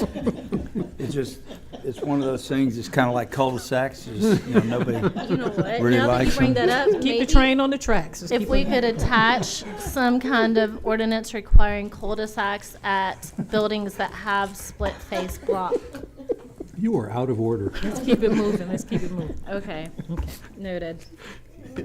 But, Madam Mayor, Council, do you guys have questions? No. Thoughts? Do we all know what split face block is? It's, yeah, right outside this building here. Okay, okay. Are you guys okay with placing this on the consent agenda? Look at us go. Okay, thank you. Thank you for that, Mr. Gray. Thank you. Item number 26-020 says consider request for plat approval for the purpose of combining 1.98 acres at 9130 Highway 5 located in land lot 162, District 2, Section 5, parcel IDs 0015 and 0016, application by Tibbetts Land Surveying, and Mr. Marcus Thompson is going to go over this item with us. Marcus Thompson, City Engineer, 8485 Courthouse Square. Good evening, Madam Mayor, Council. Good evening. Just want to start off by, just want to point out that this item is not tied to a new development. It's simply an action to merge the two lots under one common ownership for an existing commercial property. Typically, this action is to clean up ownership, configuration for financing, future site work, or just to have consistent property records. City and county staff has reviewed this plat. There were no comments, and staff recommends in approval. Thank you for that, Mr. Thompson. Is everyone clear with the building that we're talking about? It is current Highway 5, down close to the Gurley Road end, just across from Farm Bureau. There's an old, like, retro style motel there. Oh, And then that other side there, there's a pet groomer and the little strip center, and there's also a car place. He said city and county reviewed it. Is one of the lots in the county? No. I thought you said city and I county. meant as in WSA. Okay, Sorry. okay. Good. Okay. Take that, all right, never mind. No, you're good. Is everyone on board with this? Are we good? Clear? Are you guys okay with placing this on the consent agenda? Beautiful. Thank you so much. Item number 26-021 says, hold a public hearing and consider a request for a variance from section 9.01 of the Unified Development Ordinance for park improvements for 16.41 acres located at 3270 Chapel Hill Road in land lot 57, District 1, Section 5, parcel ID 0061, application by the City of Douglasville. Mr. Thompson. All right, so just want to start off by saying items G and H, they basically support the improvements we're looking to make for Fowler Field. The project is we're looking to start the project early February, or I say early mid-February. If you can recall, this project was awarded to Triscapes. It should take approximately 6 to 8 months to complete, depending on the weather, as it can flood out there, so that may delay us some. The project consists of us improving the walking trail, adding a rain garden. Also with that walking trail, we're looking to add a few areas for a boardwalk installation. Also, we're looking to add park amenities such as exercise equipment, playground equipment as well. So look forward to that one. But basically, as mentioned, the request is for a variance from UDO section 9.01. It's to repave portions of the existing trail that fall within the 50-foot stream buffer and to construct a wooden boardwalk along a section of the trail that is prone to flooding. So basically, this is essentially a safety and accessibility repair project on an existing trail that already encroaches the 50-foot stream buffer. It's not a new development. Let's see, because this is a city project, staff would like to emphasize that we are following the same UDO process and documentation standards that would apply to any private developer, ensuring everything is properly recorded for transparency and compliance.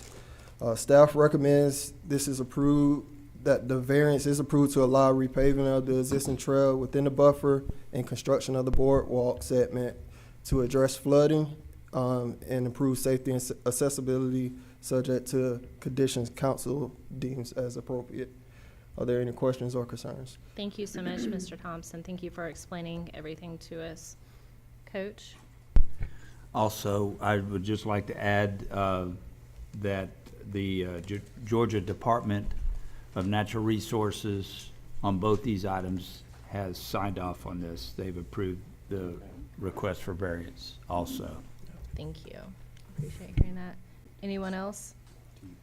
I did Madam have a Mayor? question, real Yes, quickly, ma'am. Madam Chairman. Mr. Thompson, Yes, ma'am. is this correlate with the grant or that we received, that we won from the Parks Department for that- improvements to Fowler Field? That's correct. It doesn't correlates with that. Some Okay. of the funds were used on this All project. right, good. Thank you so much. Thank you, Madam Chair. Absolutely. Thank you. Anyone else? No? Okay. Thank you so much, Mr. Thompson. This is a public hearing, so at this time, let's go ahead and hold that public hearing. If we have anyone here this evening who would like to speak on this item, rather for or in opposition to, if you'll please come down and give us your name and address for the record. And if we don't have anyone, we'll go ahead and close the public hearing and take that item up on Tuesday.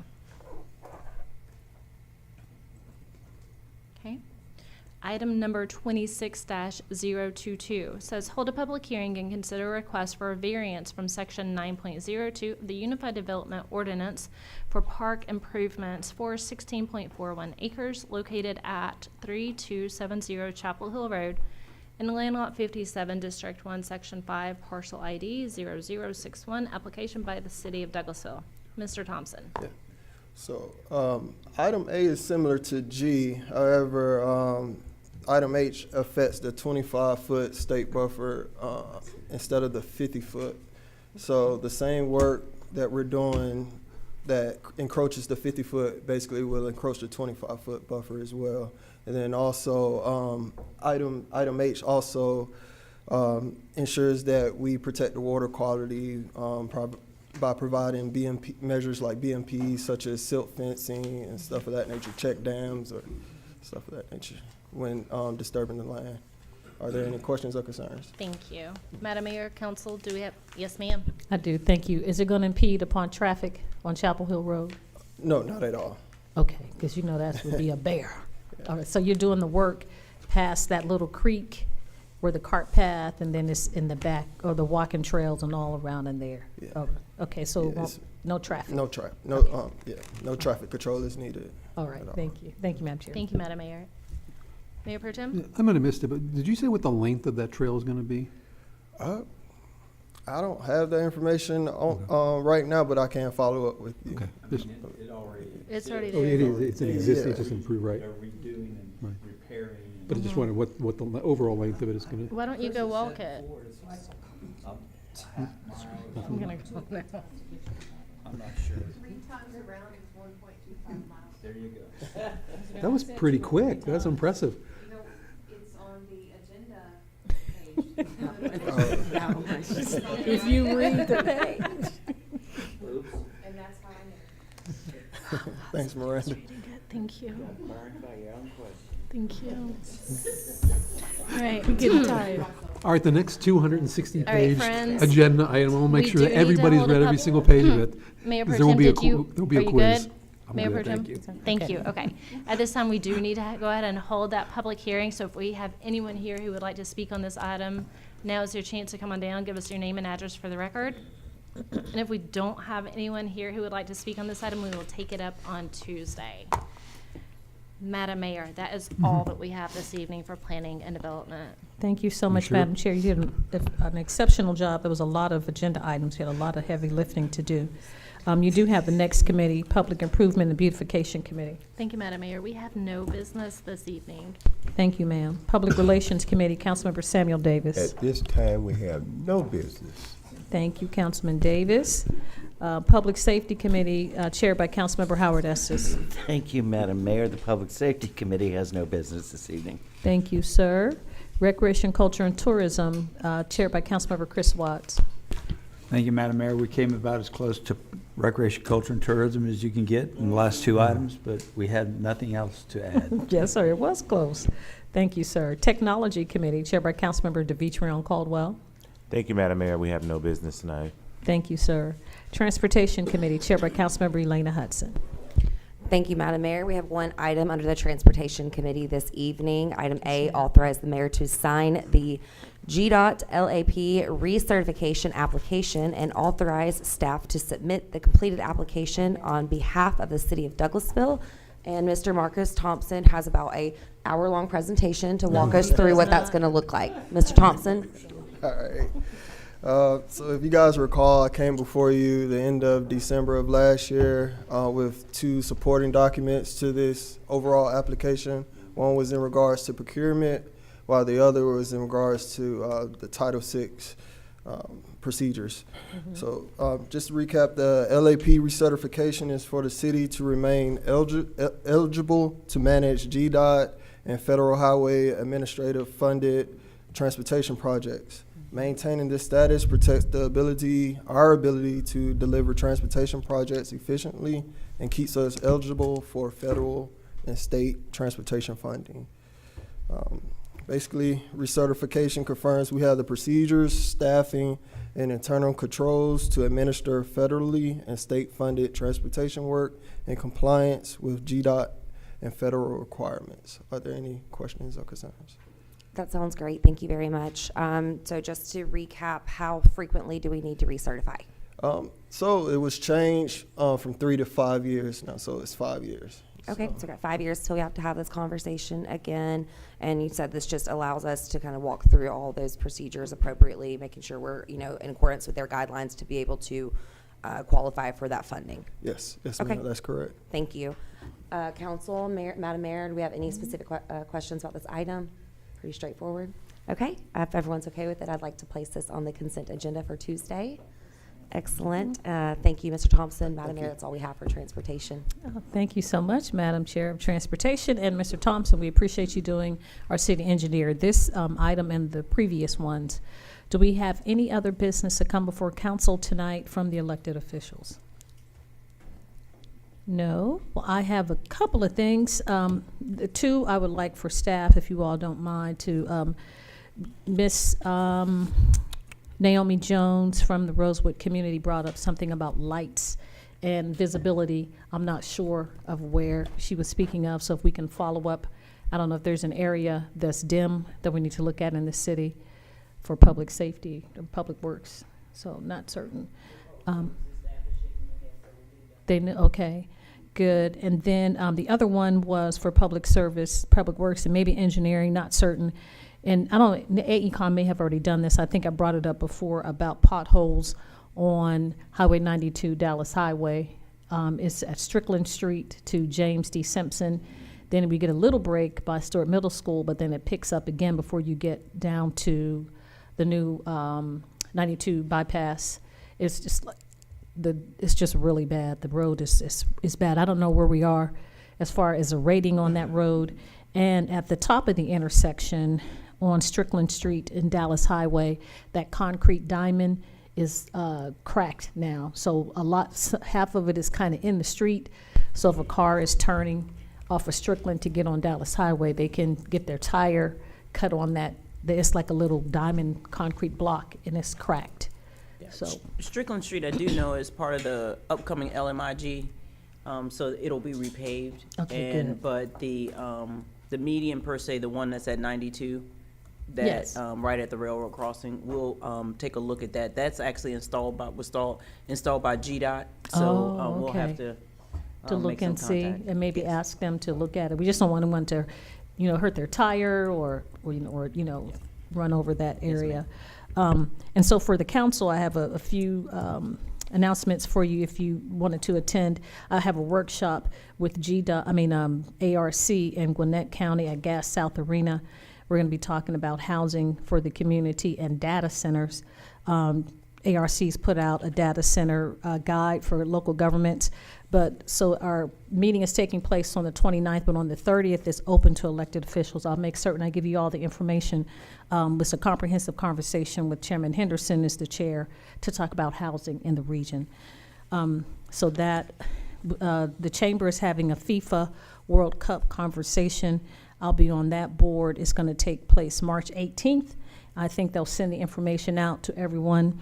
But I'm on the FIFA World Cup board with MAMA, Metro Atlanta Mayors Association, and ARC. But we'll talk about it and see how it affects our community in Douglas County, Douglasville, and how we can participate with the World Cup that's coming. I think it's in July. Yes, in July. And so I have the first 6 games on here, and I'll tell you all the games on Tuesday. And then we have the Day at the Capitol, which is February 24th. I'm not sure. Chamber always holds that. And so those are the few announcements that I had as it relates to council. And the State of the City is February 25th. And whoever's attending Cities United, it's next week. So we have Cities United next week. You should have gotten your agendas for your classes and all the things that we need to participate as far as that's concerned. A lot of announcements, so that's it. We'll move on now to updates from city staff. Our city attorney, Mr. Joel Dotson. No business, Madam Mayor. Thank you, sir. Staff attorney, Ms. Miranda Jordan. No business, Madam Mayor. Thank you. You're welcome. Thank you, Attorney Jordan. Our chief of police, Dr. Gary Sparks. No business, Madam Mayor. When is Unity Day? Next month, I think it's like the 22nd. Okay, I keep asking because I want to attend. Thanks, chief. It's good to see you. Our city manager, Ms. Marsha Frazier. No business, Madam Mayor. Thank you. They need to change on the agenda to Frazier. We'll get it done. Okay. Eventually. No business for real? No, ma'am. Okay. MLK Day is Monday. We're off. That's a day, for some, it's not a day off, it's a day on to. We do have community development. We're planting trees in the city. I'm not exactly sure where they are. I know we did Douglas County High School. We've done Hunter Park, but we're tree planting with Keep Douglasville Beautiful on Monday. Now it's time for citizens and delegates. If you sustain the meeting and you'd like to speak to us, please come forward, give us your name and address for the record, and you have 5 minutes to talk to us about any business germane to the city of Douglasville. The podium is open. Yes, ma'am. Please give us your name and address, and we love to hear from you. I didn't greet you all properly the last time, so thank you for Madam Mayor and the council. But I did hear you mention, as far as the street that I was talking about where it's dark, is actually the corner of Rose Avenue and Highway 5. And when you're coming up Rose Avenue toward Highway 5, when you're making that left turn to go toward I-20, yes, ma'am, is very dark there. It's 4 lanes, so you have one turning completely right, one that goes straight, and then we have 2 that would go left to I-20. And it's very hard because you have those concrete triangles and barriers, and there's a light on the far side when you would make the left. And that has apparently been knocked down a couple of times because I think people can't see. And so I would like to suggest that maybe those dotted lines that kind of keep you in your lane would be a big help, and also a street light would be a huge help. Now, at the that corner. lights don't help, the traffic lights don't give an illuminate lights. I know what you're talking about when you pass Walmart in West Pines. Yes, because what you don't see is the median Yes, ma'am. that you have to separates turn. oncoming traffic for where you have to turn. So you really can't see it, and especially if it rains. And I know I do have young eyes, but I think it's not, I haven't hit a pole, but somebody has hit it.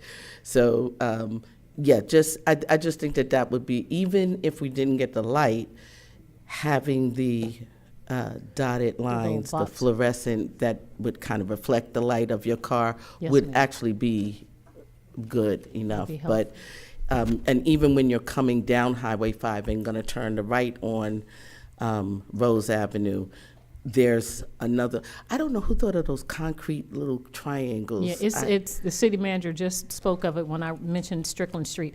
It's Georgia Department of Transportation, Okay. and Highway 5 is a state highway. Oh, So we okay. would have to coordinate, or I don't even know how we would do that. City manager. They just paved it. They haven't finished striping yet. Oh, So they're okay. not done. So they're And, gonna and a stripe it. suggestion could be, even could we paint the corners of those? They're gonna stripe it. Yeah, they haven't Of- finished, no, ma'am, they haven't finished striping, so they're not done with the work. I'm sorry, say. They haven't finished striping the road, so they're not Right. done with the work. Okay. It's but- the state transportation department. Oh, okay, so there's nothing that we could do to make that line, those dotted lines? Well, that may be, when you got two lanes turning in the same direction, a lot of times they do that. We did it. over Yes. Where you turn left on the bypass. Yeah. Yes. But GDOT would be the one Yeah. that would have to do that. That would have to do And our that. engineer, he's taking notes, Mr. Thompson, and we'll see what we can do. Okay. But it's the state highway. We can make recommendations, but it's up to them as they have. I would appreciate even a Yes, recommend, that's my recommendation, just to make it a little safer, because it does get difficult when two cars are, and Yes. everybody is heading toward that way, because Mhm. that's the way to To get on I-20. Yes, ma'am. Yes. So All thank right. you. You're welcome. Thank you, Ms. Jones. Any other comments from citizens and delegates? Okay, I know this was a long meeting, but we had to take care of the citizens' business. We have any other business to come before council tonight? If not, this meeting is adjourned.